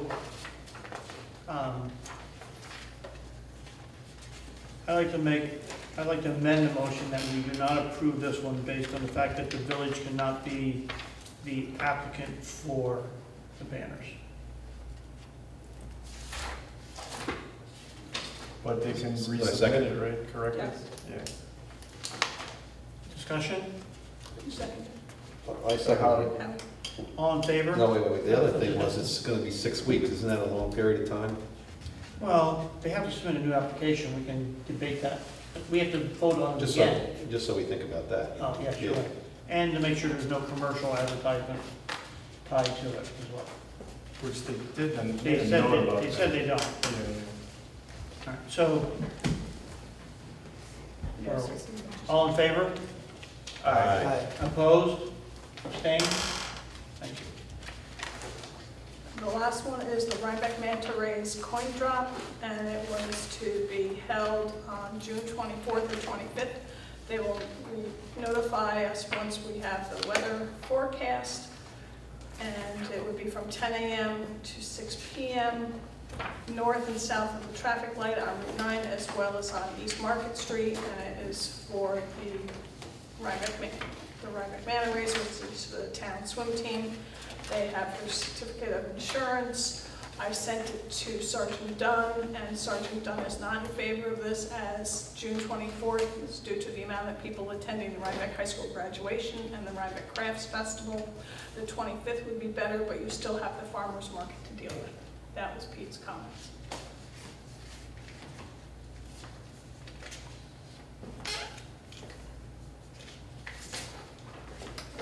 Have we ever given anything like outside of the firehouse, the ability to do coin drops? You have, We have- yes, they've had the high school swim team, you've had the Lions Club, the American Legion, Ah. and then but the ones I've mentioned, the Legion, the Legion, the fire department, the Lions Club, they're existing ones, so this would be for them, And they're annually doing this? This I is thought the you said we first did the time. swim team though. But this is the swim team. This is the town of Rhinebeck swim team, where in the past we've had the Rhinebeck High School swim team. Oh. So this is the first time for them. She cited that they were going to, I don't know, some swim race, that they needed extra funds, so they were hoping to get the money from that.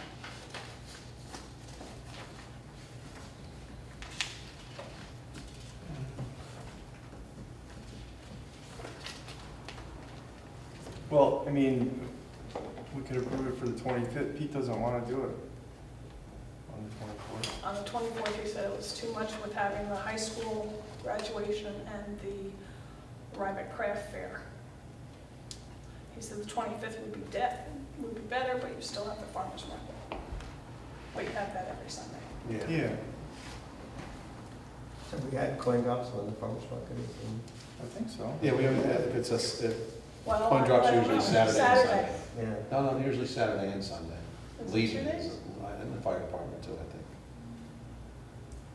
And they just want to do it one day. Yes. One day or the other, depending on the weather. Right. Can we say it's on Route 9 and not on Market Street so it doesn't impede traffic on Market Street? You can tell them, yeah. That's a Or we suggestion. could say that Route 9 is, let's see. You're saying on June 25th on Route 9? June 25th on Route 9 only, and not East Market Street, so we're not Right. Impeding. further getting people that are trying to enter in and out of the farmer's market for the 25th.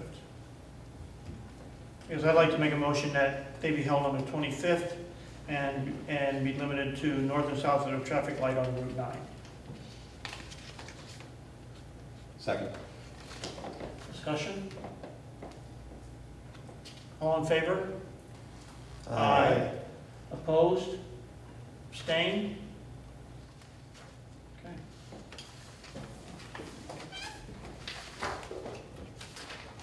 All right. We're approaching the witching hour here, guys.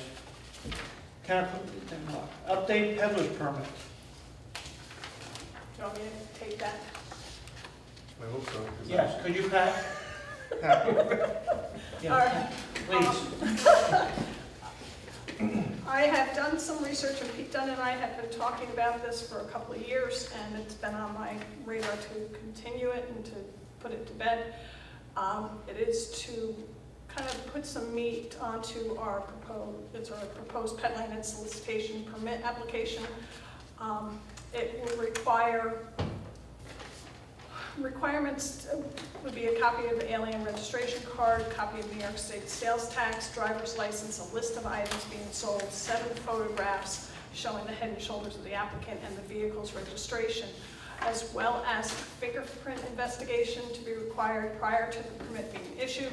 To initiate the fingerprint investigation, the applicant must first make an appointment, and this is where this has changed from what you have in your packet. It would be called, it's the Morpho Trust. It is a live scan fingerprinting in Kingston, New York, and it's going to be changed to have the phone number. Danielle had that information, but she wasn't in today, but talking to Pete, he gave me that. So, and we're not going to put a cost of the investigation because that can vary, so then that way the cost, it won't have a cost for the fingerprinting. And the check will be made payable right directly to that Morpho Trust, so that people have to go right to there for the live scan. The other change to this would be that the steps are outlined as to how the applicant has to go about applying for the peddler's permit.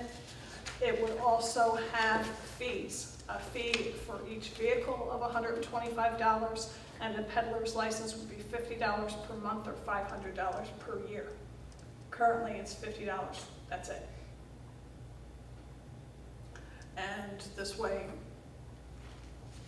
we would also have, we would have identification of who has a valid peddler's permit by having the tag system that that would be in the windshield or on the dashboard, so that police or code enforcement would be able to see and know that these people are actually legal, that they've had their peddler's permit approved by the village board, and with a time frame on it, so that with the expiration date.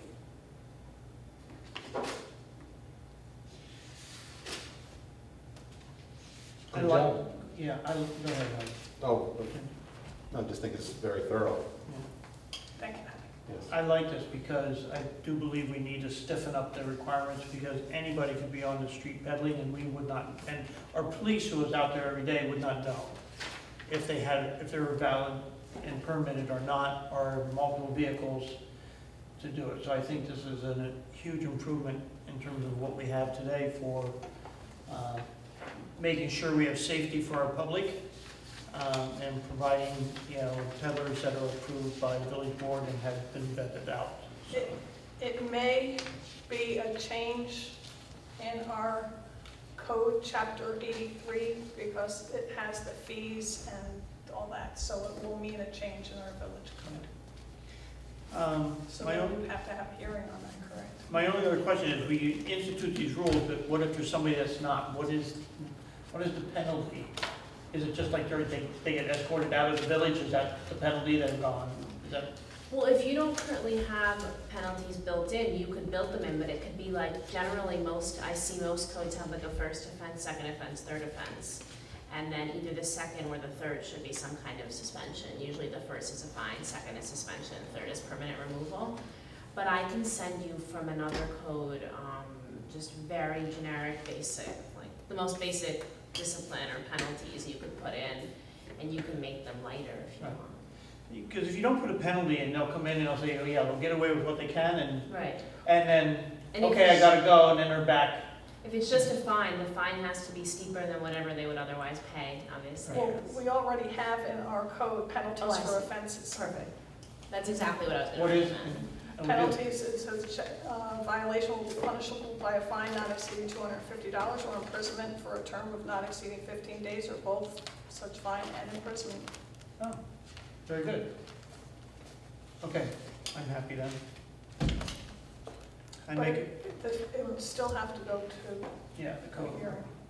I make a motion that we accept the strengthening of our peddler's permit to include the rules for proper identification and a step process and the adjustments to our code, for applications. Second. Any discussion? Yeah, I'm just thinking of when You want to just set a public hearing. illegal peddlers, like during the Sinterklaas, there's people selling stuff like souvenirs and, Those so people have then, to apply for a They permit. have to apply for a permit? so then we would get, if we see that, we'd have to get the police and Correct, then they would absolutely, deal with it, okay. which is a good thing. Yeah. Okay. So we have to set a public hearing. Oh, we have to You put said, you've said public hearing because you're changing, the code. the code, yeah, Oh, so something. We could have it the same night as well. It should be quick. That's the same as a board meeting, though. we could also do it the same night as the next board meeting. We already have one We here. already had. Yeah, we have one that night as well. Any preference? I'd like to do it the night of the board meeting, Okay. Okay. if nobody objects. I didn't compare this against what's in our ordinance yet, or is the peddling ordinance new, or is it like No. an No, ancient we've one? had it, Ancient, Yeah. and it's just really strengthening of the existing. Right. code. And that's what, with in today's climate, you have to protect, and so that's why Pete and I sat down. And I did research with other All right, municipalities. so the public hearing date is, in conjunction with that, the public hearing date will be set for July 11th, is that correct? Yeah. Yeah, in conjunction with our regular board meeting and the already open public hearing. There's the fire application by the insurance. Okay. Brand, Yes. I'm sorry, do we have any other business on the Yes. peddler permit? On the Oh, peddler on permit. peddling, no. So the Verizon cell tower discussion. So Verizon's approached us about going on the cellular tower. We have Sprint and AT&T Wireless on there. Crown Castle has an operating agreement where they are lease management and property management basically for the tower and the tower site. So we have a 50% revenue sharing deal with Crown.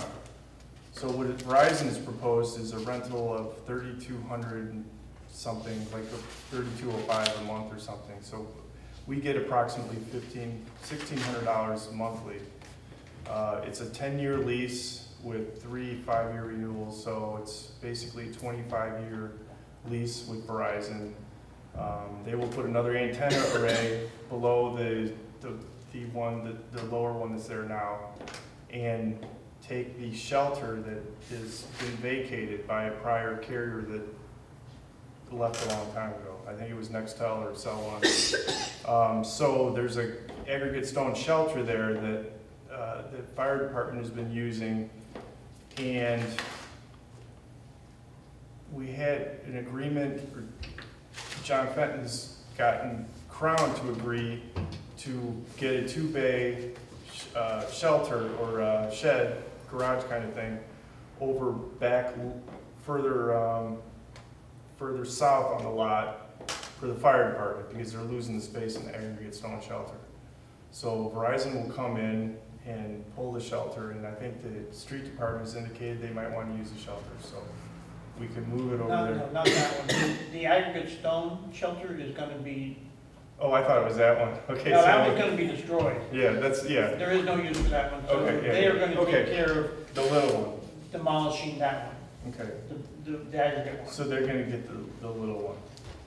Which one does the highway department want? So, The one back. I'll, Well, just on that issue. on that issue, Crown will take care of removing the existing, the larger of the existing aggregate Well, the stone. Verizon will probably. Yeah, Yeah. or Verizon, somebody will Yeah. take care of removing that one, and that's where their controls and electrical gear will go Yeah. in place of that.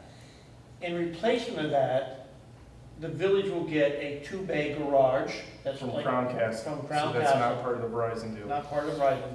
That's 24 by 36, that'll be divided in half, be shared with the fire department, and half shared with the village department for equipment usage for like the Bobcat. The Bobcat will go in there in the wintertime, it will have a straightened floor, and we have a bid approved, and Crown has approved to pay for that and to have it here and put in place for us.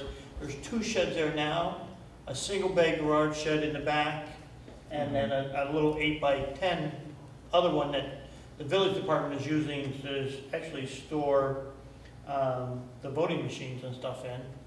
That is also, in not the greatest shape. All those will be replaced with one brand new shed in that same spot. We'll lose one parking spot, but the firehouse is already using to park their trailer in. So that will go down a spot, and we'll actually lose one physical parking spot as a result of getting another shed in replacement for the aggregate one. Sorry for such a So- long explanation, but Yeah, back to the deal then, where the aggregate stone shelter is now, that will be removed, and they'll build a fenced-in compound and put their computer equipment and their generator in there. So a fenced-in compound, which is pretty much primarily the same footprint, pretty close to the same footprint. So for that, we get $1,600 a month in additional income for the cellular tower. And you guys have seen the proposed license agreement that was approved by Rich. There was one reference where they had the town instead of the village, and that needed to be corrected, but otherwise Rich was comfortable with it. The site exhibit is not detailed, but that can be cleared up in the permitting process. Maybe we may want them to have a picket fence around their compound to be, harmonious with the historic district. And I'd like to see a cut sheet on the generator to make sure it's not really noisy. But John Fenton can take care of all that stuff in the permitting side of this. So I think we should give Gary approval to sign the license agreement that has been submitted from Verizon, approved by Crown Castle, approved by our council, and so he can sign the thing, because they kind of want to be going on this, from what I it's a good deal. Things are cell tower income close to 60,000 a year. And it's packed too now, so I can't see any, it's already been buttressed, you know, the foundation of the tower, so I don't think we can add another array on there, but So you make a motion? I'm making a motion to approve the license agreement with Verizon, and proposed license agreement with Verizon and the Village of Rhinebeck. Second. Discussion? Yeah, I just want to ask one question. Do these things incur a lot of electricity? Who pays for the electricity? They have their own separately metered Okay. account, yeah. Because I know a few years ago, we were trying to figure out, we have a meter for that aggregate building there, and it was being cooled, nobody was even using it, so we Yeah, tried to shut it off, and it was using a lot of electricity Yeah. that we were paying for. Right. So they'll have their own separate electric. Yeah. Yeah. Okay. And it'll neaten up the back corner of the parking lot too, get rid of the 2 sheds that are there. Yes. Any other discussion? I just wanted to note for the record that it's a type 2 action under SECRA, so there's no need for any kind of environmental review. So Okay, you can proceed without that in this case, so you can vote on it. okay. All in favor? Aye. Aye. Opposed? Abstained? Done. Thank you. So now, I guess, how do we notify Verizon? How do you notify Verizon? Yeah. Well, whoever's been in communication with them they're gonna want a signed copy of the Yeah. agreement that they presented to you. So I'll need to sign that. They'll send Yeah. us the signature originals, and All right. in fact, he's been the go-between on that, so. That I don't have a copy for you tonight, because I think Rich just approved yours, but. He just didn't give approved me the one of draft, those. right, yeah, we don't have the originals. We don't have So the this signature. is not the original? Yeah, it's gonna look just like that. It's gonna look like, Yeah. but this is not the original. This is like. No, it's not for signature. They probably want to have one with their original signature and your original signature. Right, so because they'll this send has it. a copy of signature. They'll send separate, you know, Okay. All right, 3 or so, 4 originals with signature, so Pat, you'll get that keyed up. or I can, Okay, Sloop, maybe call that. Sloop Clearwater.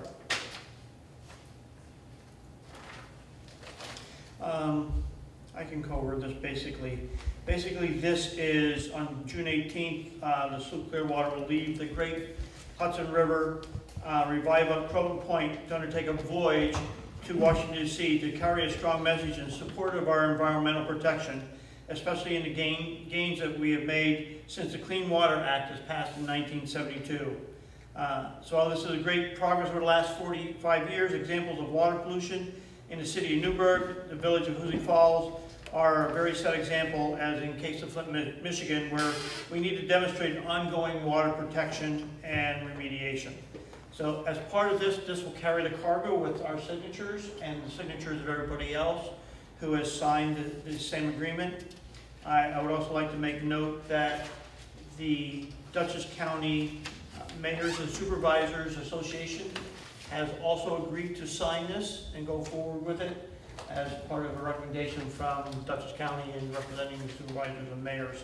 And I would like to make a motion that we, as the Village of Rhinebeck, also pass this to provide, clean water for years and years to come for our residents. So, need the motion. Second. Any discussion? I like the resolution, I read it, and was fine with it. This is a very long resolution. I don't Yeah, know that's if why. we want to- As presented. Yeah, presented, so I tried to summarize it because it's like 2 pages long. And I think one of the important items is that you have to protect the upstream waters from the Hudson for the tributary. You have to protect the tributaries as well as the central Right. river. And this actually goes along with, the environmental committee is moving forward on meeting with the 7 municipalities in the area on protecting our clean water and creating a scorecard for the river. So it really is in support of that initiative from the environmental committee as well. So as the liaison for the environmental committee, that's why I'm recommending that we do this. Was there a second? Mhm. Yeah. Yeah. Brent, Any other discussion? All in favor? Aye. Opposed? Abstained? Thank you. Next one is the LED upgrade proposal. I don't know if if you've all read through this. I have some questions about it. Yeah, so basically this is a company that's coming through and would like to update all of our existing lighting from, to LED lights. And it would include the village offices, the fire department, the wastewater department, and the water treatment plant. Will all be converted to LED. There's 71 here in the village. There's 146 in this part of the fire side of the building. 72 at wastewater and 79 at the water plant. The cost of the project is $6,992. Of which we would get a rebate of $5,152, and our final cost is $1,840 to do the upgrade to the LED lighting. They estimate our yearly savings at $2,200 are based on mix to $4,000 yearly savings of $2,288.41. That was based on 60,000 hour lifespan and a 5-year warranty on the lights. So, and it's by the Livingston Energy Group LLC. They reached out to us. We did not reach out to them. They just came by, and I was in Pat's office, and we started walking around. They were just counting lights, and they had the Central Hudson shirts on. So there's subcontractors. There's subcontractors, but this is essentially parts only. Bulbs. Yeah, it's only parts. It says here, it does. First of all, it says it does not include ballasts. I don't know what kind of ballast. Go to the this page. Well, they're assumed that we can use the ballast. I don't know. And then it says there's a disposal for the older ones, and there's no labor in this. We're supposed to. Yeah, it's up to us to dispose of the lights. And do the labor. Well, you're just replacing a light bulb. We have to do the labor too? Yeah, we have to replace the light bulbs. They're supplying the light bulbs. So we have to install them. That's a good so point. basically, it's the same fixture with a different ballast and a different. No, the ballast is the thing at each end of the bulb. Right. And that you don't need to change the ballast. Just the light. Just the bulb. Okay, because it says easy client upgrade option does not include ballasts. A quote for ballast work is available. Well, so if they're incompatible, you just don't do it. But they think they are. I mean, Okay, add it. Yeah, we asked that. Okay. We think. Yeah, I kind of looked at this and I had a couple of questions. Well, we asked them that. So, Oh, okay. obviously that was our. Okay. We upgraded this probably 5 years ago for free. Another private company came around and did it for free. They did the labor, they put the new lights in. You remember, Pat, when we did this? That was longer ago than 5 though. Was it already? Maybe 7, Time flies. 6, 7 years ago. But they changed the ballast too, so, I mean, it's a good question. Are these ballasts compatible with the LED lights? And that's what they asked. Right. The answer was yes. But then as Rick is saying, well, it doesn't include the ballast, quote for ballast work, so why they put it there? They don't want you to say, hey, you got to replace a ballast. And if you need to. so I'm just like, let me kind of reset here again later. So the new lighting fixtures would replace the Bulbs. Bulbs, just new bulbs, It's just basically. Yeah, the New fixtures bulbs, are- ballast, same Ballast. The ballast is part of it, Hopefully, is the fixture. No, but the shiny metal parts up there, That same. stays. That stays, okay. It's bulbs, So it's bulbs and ballasts, basically. No. No, just bulbs. it's just bulbs. They make LED bulbs for these long things? Yeah, that's Yeah. basically Yeah, that's what it basically was. they're saying. Okay. Yeah. Yeah, plastic. It's just bulbs. Okay, okay. If it needs a ballast, Right. which they say it doesn't, then, They've already told us. it doesn't. yeah, but then we don't do it, and then we don't get charged for those lights. Okay. Does sound awfully cheap. And we have to pay for it up front, and then we have to apply to Central Hudson for the rebate. Correct. So my issue with the water department is that we might change the ballast. So I don't think we're ready. Like, I'm asking them to get some bids on some electrical work because we might change the lamp configuration over there. And I think this is time sensitive, we have to do this Yeah. within 30 days or something. Well, we don't have to do all. We can do, we can do the village hall and the firehouse and see how it goes, if you would like. Yeah, I want to do it, I just don't want to do it right now. I'm not ready to do it. But yeah, No, it says we're responsible for installation within 30 days of material delivery. Right. But I'm saying, let's exclude the water department and maybe exclude the wastewater department. Right, but the program goes through December 31st, 2018, so if we can try it here or.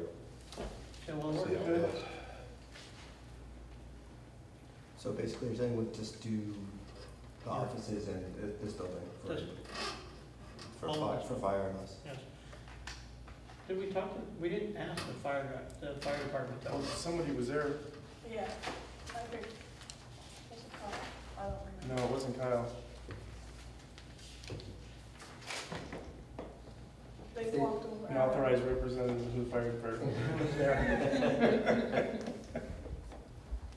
All right, I'm gonna amend my motion that we go forward and just do the village office and the fire district and try this to see how well it works before we move forward on the other two. Just so everyone knows that the idea is it's a 1-year payback on your utility bill, so every year you're,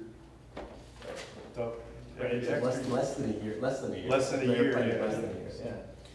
And we have till December 31st. If it goes quick, maybe we can execute on the other two. Okay. All right, so I made the motion to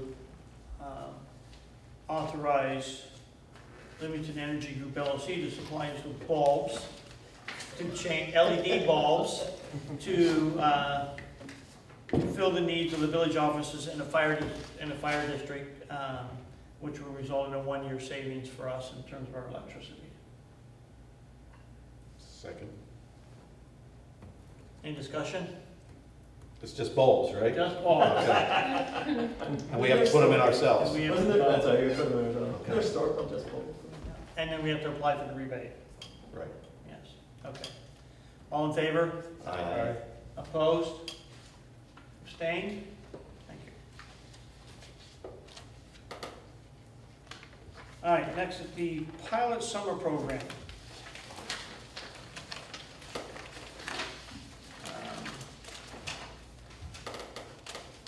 Some additional material here too that I have that I'll read to you, but basically you guys have it.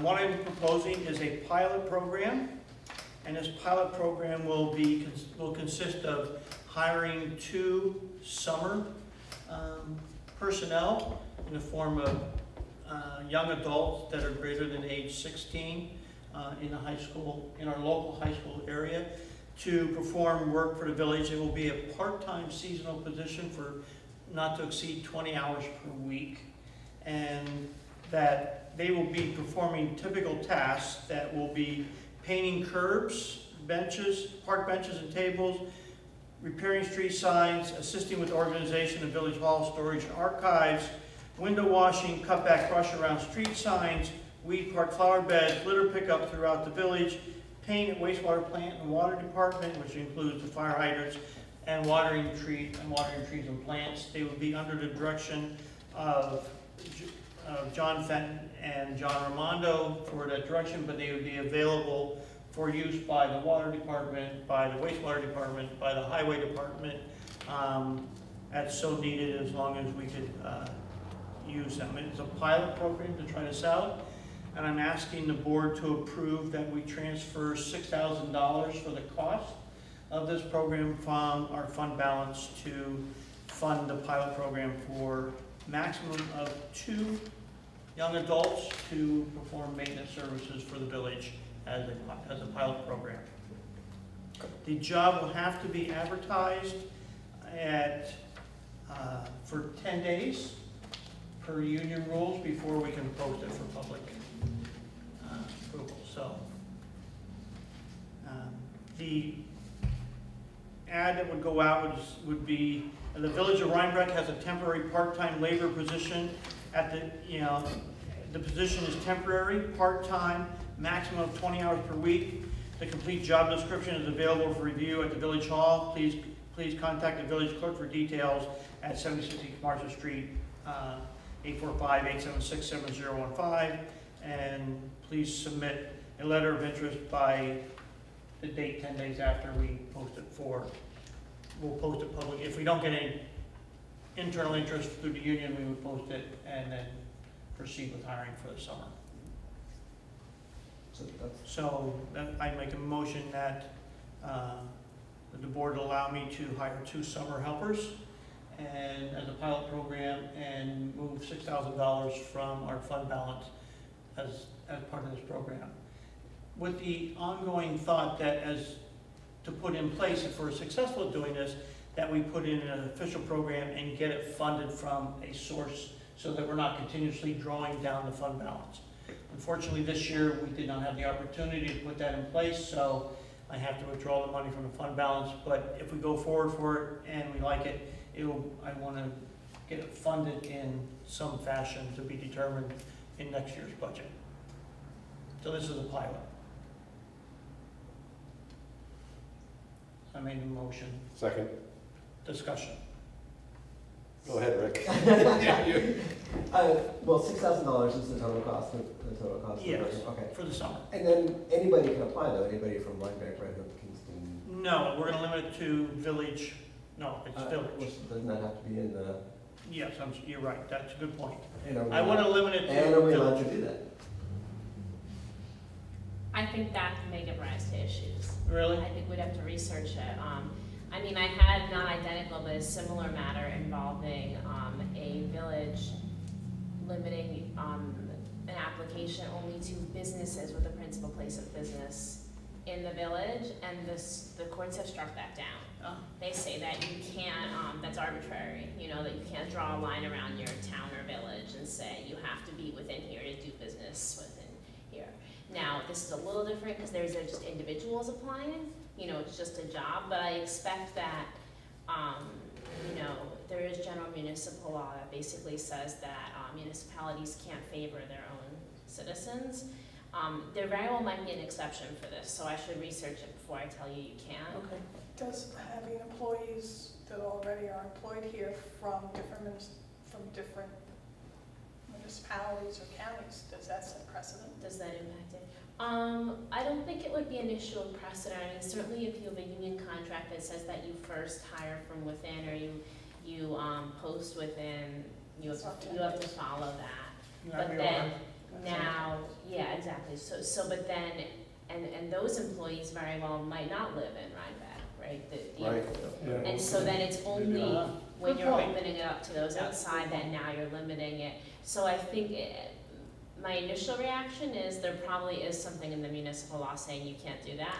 Before I tell you that, I should check. Well, then I would like to say then we're not going to limit it. Then we'll open it up and see what kind of applicants we get. Right? So rather than have that limitation, I'd rather say let's not have a limitation and let's hire 2 young adults to help perform village services You here. can't discriminate by age either. Well, yes, you can. They have to have working papers. So No, that is an but age. if somebody 45 shows up and is qualified, they get the job too. Can't age discriminate. Gary, do you want to set a rate of That was- pay? That was my the- question. Yeah, the rate would be set at our minimum wage of $20 an hour. Wait, a minimum wage of $20 an hour. That's our union, I thought we had to do that based on our agreement, because if this is. Not $20. Not $20. Oh, what is it? It's, I'm sorry, then I have it wrong now. Yeah. I don't have it. I want to say 13. 13 that's is the okay. is the lowest, so 13, I'm sorry, you're right, it's my mistake, $13 an hour. $20 is pretty good. $13 an hour, I'll be applying. yeah, $13 an hour. Okay, I got another question. Why, we have to open it up to the union, right? Yes, But nobody really is gonna apply because they have a regular job during those hours. you would think. Yeah. But we have to. Okay. I think if I'm reading this properly, your vision would be, if you're talking about outside funding, would be to have a local foundation or granting somebody else give us money, and then we can set up a program for local kids to work locally. Now, I think that would be appropriate, right? I don't know if it's outside funding, or we can say that, listen, we have now $1,600 a month coming from Verizon as an example, and to take a portion of that money to use to fund this line item, Okay, because that money's unallocated. well, Yeah, I'm using that as an example. right. No, but I'm not going, I'm not eliminating it to say it has to be funded from an external source. okay. Because I think initially you did want to, one of your goals was to have, to see if we could have some local kids, but we can't, since we can't discriminate in those ways. Can't discriminate. Right, so you'd have to do it, have to find an outside source who would say, we're gonna have a program for Rhinebeck kids. That would be the way to do it. If we could, If you but could. I don't want to limit it to that. Okay. Right. And can they be flaggers? That's the question I asked John Fenton, I didn't hear it, didn't get an answer. I've heard both answers. Okay, I think there's plenty of work irregardless, okay, if they can or cannot be.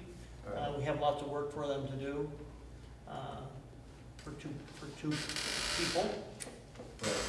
to do this, so. Well, one of the duties is painting curbs, and you have to have cones around them, and, Yep, they have to, safety's first. yeah, Yes, so they- it's, you might need one of the village employees working with them on that, to make sure that, Really, if they're properly dressed, that's not what I was told by Okay. the highway guy, that we could actually put them out there on the curb and put safety measures around them while they're protected and wearing the vest and proper Right. attire, that they could do this without having somebody there, like, as long as we protected that Okay. space. I was concerned about that, because safety is Yeah. first. and then the other thing was using power equipment, I don't know, cut back brush around street signs, I wouldn't want them to. We have to make sure they know what they're doing if they're gonna be using power equipment. That's correct.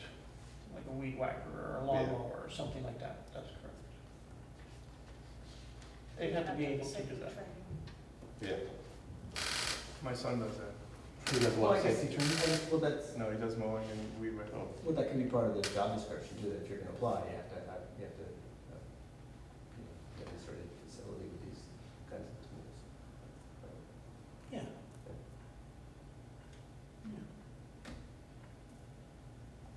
Any other discussion? I think it's worth a try. I mean, worth it, see how it works. So John will be in charge of these guys on a daily basis. Yeah, they will, John Romano will be the person that will help them on their daily task unless they're assigned to the water department or the highway department or whatever, that they're assisting with tasks there, then they will, but they will still be, that request will come into John and then filter out from them. So you need to have a man, you need to have somebody over them. Yeah. They can't, it's not freelance and they can pick and choose. They will be directed for daily job, for daily operation. Okay. Yeah. All in favor? Aye. Aye. Opposed? Abstained? Thank you. Pat, will you post this tomorrow? Thank you. All right, and we already did item F, which was the real property. Correct? There's nothing else? Yep. That's- You're all that was set. done. That's- All right, can I have a motion to approve the minutes for 4/26/17, 5/9/2017, 5/18/2017, and 5/25/2017? Not the 25, Pardon? not the 25, Not 5/25? no. No. It's on the agenda. Not 5, excluding 5/25/2017. Emails, all minutes have been mailed and distributed. Can I have a motion to approve? Second. No. Make a motion. Okay. I thought you just made a motion. Yeah. I'd make a motion to approve the minutes for 4/26, 5/9, and 5/18 of all 2017. Second? Any discussion, changes? And I'll abstain from 4/26, because I don't think I was here yet. All in favor? Aye. Opposed? Abstained? Thank you. Pat, correspondence? Sorry. Let's see, the first one would be the 2017 Community Development Block Grant Program. Legion Park, there was Dutchess County Delivery had sent a email out, the Community Development Block Grant Program Awards, almost $985,000 to local municipalities. And it's a lengthy email, but the Village of Rhinebeck, Legion Park, handicapped access improvements, $100,000. The installation of a paved parking area for handicapped parking adjacent to the lake, reclamation of lawn areas, installation of a handicapped accessible path along the shoreline with a fence along the lake edge, and installation of a handicapped accessible fishing dock. So we were awarded $100,000 from the Community Development Block Grant. Yeah, fantastic. And it started with Dutchess County Executive Marcus Molinaro announced the grant awards totaling $985,000 will be awarded through Dutchess County 2017 Community Development Block Grant Program and to fund an array of local projects throughout Dutchess County. Do you know if we have to spend it first and then be reimbursed, or do we get that? That I don't know. I think in the past we did the job. Now, there was a park committee headed by the former Mayor Tortorella, and they had plans. Is that what we're going by? That's the plans that were submitted That's the plans for that were this submitted. grant. So we have those, because They were done by Crawford and Associates. okay, but we have all the, I mean, like it says there's I a, have the whole folder on the. Yeah, this was Community specific for the Development Block Grant. handicap access portion of that. I have the grant that was submitted to them. okay. So someone needs to do the bid package and the contract and construction management. Crawford and Associates had started they're the ones that did the drawing, conceptual drawing for that. So we need to bring them in, right? I mean, we can see if they want to do that, give us a price. Yeah, As liaison to our parks. well, I'm liaison to the Thomas Thompson Mazzarella Park. No, all parks. No, you're all parks. Well, yeah, I know this was dumped on me, but I know nothing about this plan, that's what I'm trying to say. I was not involved with the committee, but it has to be revived, and we have to, Like I said, I have the grant that was sent in. I'm Yeah. not sure if I have the plans. I have because to there's a look and dock, I mean, was there a plan to put a dock so many feet out? Do we have to do this- certain Yeah, specifications? I don't know. see. This was for, it wasn't for all that, I don't think, not for the 100,000. I think it was just for what it said, a paved parking area for handicap parking adjacent to the lake, the reclamation of lawn areas, installation, installation of a handicap access path, accessible path, and installation of a handicap accessible fishing dock. So we should see, we contact Andy to see Yeah. how thorough this is. Yeah. Get started on the bid Yeah, package. how we just start, let's see what we got, Okay. Yeah. and bring it into us, you know? Good. That's a lot of money for a handicap parking area. Yeah, That but holds about 3 cars. it's more than that. That's what I'm saying, it's more than, yeah. Can I make just a thought? The way that that's paved up there right now, that lot is like half dirt, half Right, right. pavement. And I was talking to John, I think, found about it is, there's, people make basically water permeable pavers now. They're like lattice work Yeah, almost. And I was wondering if we could put that kind of thing up there so we wouldn't have a lot of water running down. no, I was kind of thinking about that too. Yeah, it'd be a neat thing to be able to do up there. And maybe more, it's also not a big black piece of asphalt Yeah. up there. So I don't know if somehow I can get folded into the Well, let's see how it was written and what was submitted. Because I don't think any of us were involved with that. No, it's all new. So it was over and above all of us. But I'm glad we got the money approved by the county. So do we have to bid out the do we have to bid out the engineering? I mean, can we use, I'm just asking because. No, that's, you're asking the right question. I was Because thinking the same you thing. have to do WMBE and you have to reach out. I mean, there's a real I think protocol that you need. if it's our village engineer, we could, well, she can answer that question, but I think we can just use them, right? Do we have to get 3 bids on the Well, I think it may depend upon what was in the grant. The grant already had a design by an engineer, or you haven't got to that point We're not sure if it's a design or whether it's just like a Conceptual plan. conceptual. yet. That might be a question for Rich, Right. as to whether or not you need to bid out the engineering. I'm And sure I he'll think- know off the top of his head. And we also need to find out the details of this grant, what we have to do. I think the. We can do that easily. We know a bunch of engineers that come from this side. Yeah, I can imagine. Yeah, we have to see I'm sure when Rich this is has to be helping. finished by too. Yeah. If there are, yeah. I have, this is the only notification I've Right. gotten. Well, no, we got a letter also, which basically says the same thing. We put in the file. But I mean, usually you get something from the county, from the planning board, Right. from planning. Okay. Any personnel issues? I have one other thing, Oh, you do? sorry. Dutchess County, it's just a public service announcement that the Dutchess County Division of Solid Waste is having a household hazardous waste disposal on Saturday, June 24th, from 8 to 1:30 at Sandock Road in Poughkeepsie. And you have to pre-register, and it's a $10 prepayment. And you contact dutchesscounty.gov/solid waste to register. Okay.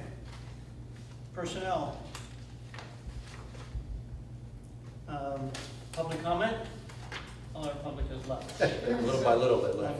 Yeah, we're running way too late.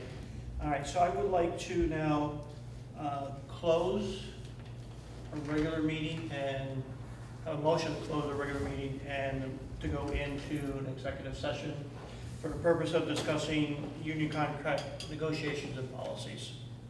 I made a motion to close. Second. Executive session. Second. All in favor? Aye. Opposed? Staying? Thank you. Good night. Good night, thanks. All right, I'd like to have a motion to close the current executive session and open the general meeting again. Oh, I'm making a motion to close the executive session and open the general meeting. Second. Anybody opposed? Approved? Aye. That's too late. What's the next one? Anybody objections, abstains? All in favor? Aye. Okay. All right, back into regular session. During the executive session, I'm making a motion that we change the current pay for our part-time police clerk to be included into the administration pool that is part of the village and get the same compensation that the rest of the village administration staff gets in, that's in line with the current union contract, which is 3%. You mean, yeah, increases. Increase, it'll be an increase from where she was classified before as 2% to an increase to 3% retroactive to June 1st. So what you're saying is she will not be, her raises will not be governed by the administrative contract, not the police contract? Correct. Have a second? Any discussion? Seems like a fair thing to do. All in favor? Aye. Anybody opposed? Abstain? So carried. And I'd like to make a motion to close the June 13th, 2017, and at 11:24. Second. All in favor? Aye. Aye. Aye. Thank you. Thank you, everyone.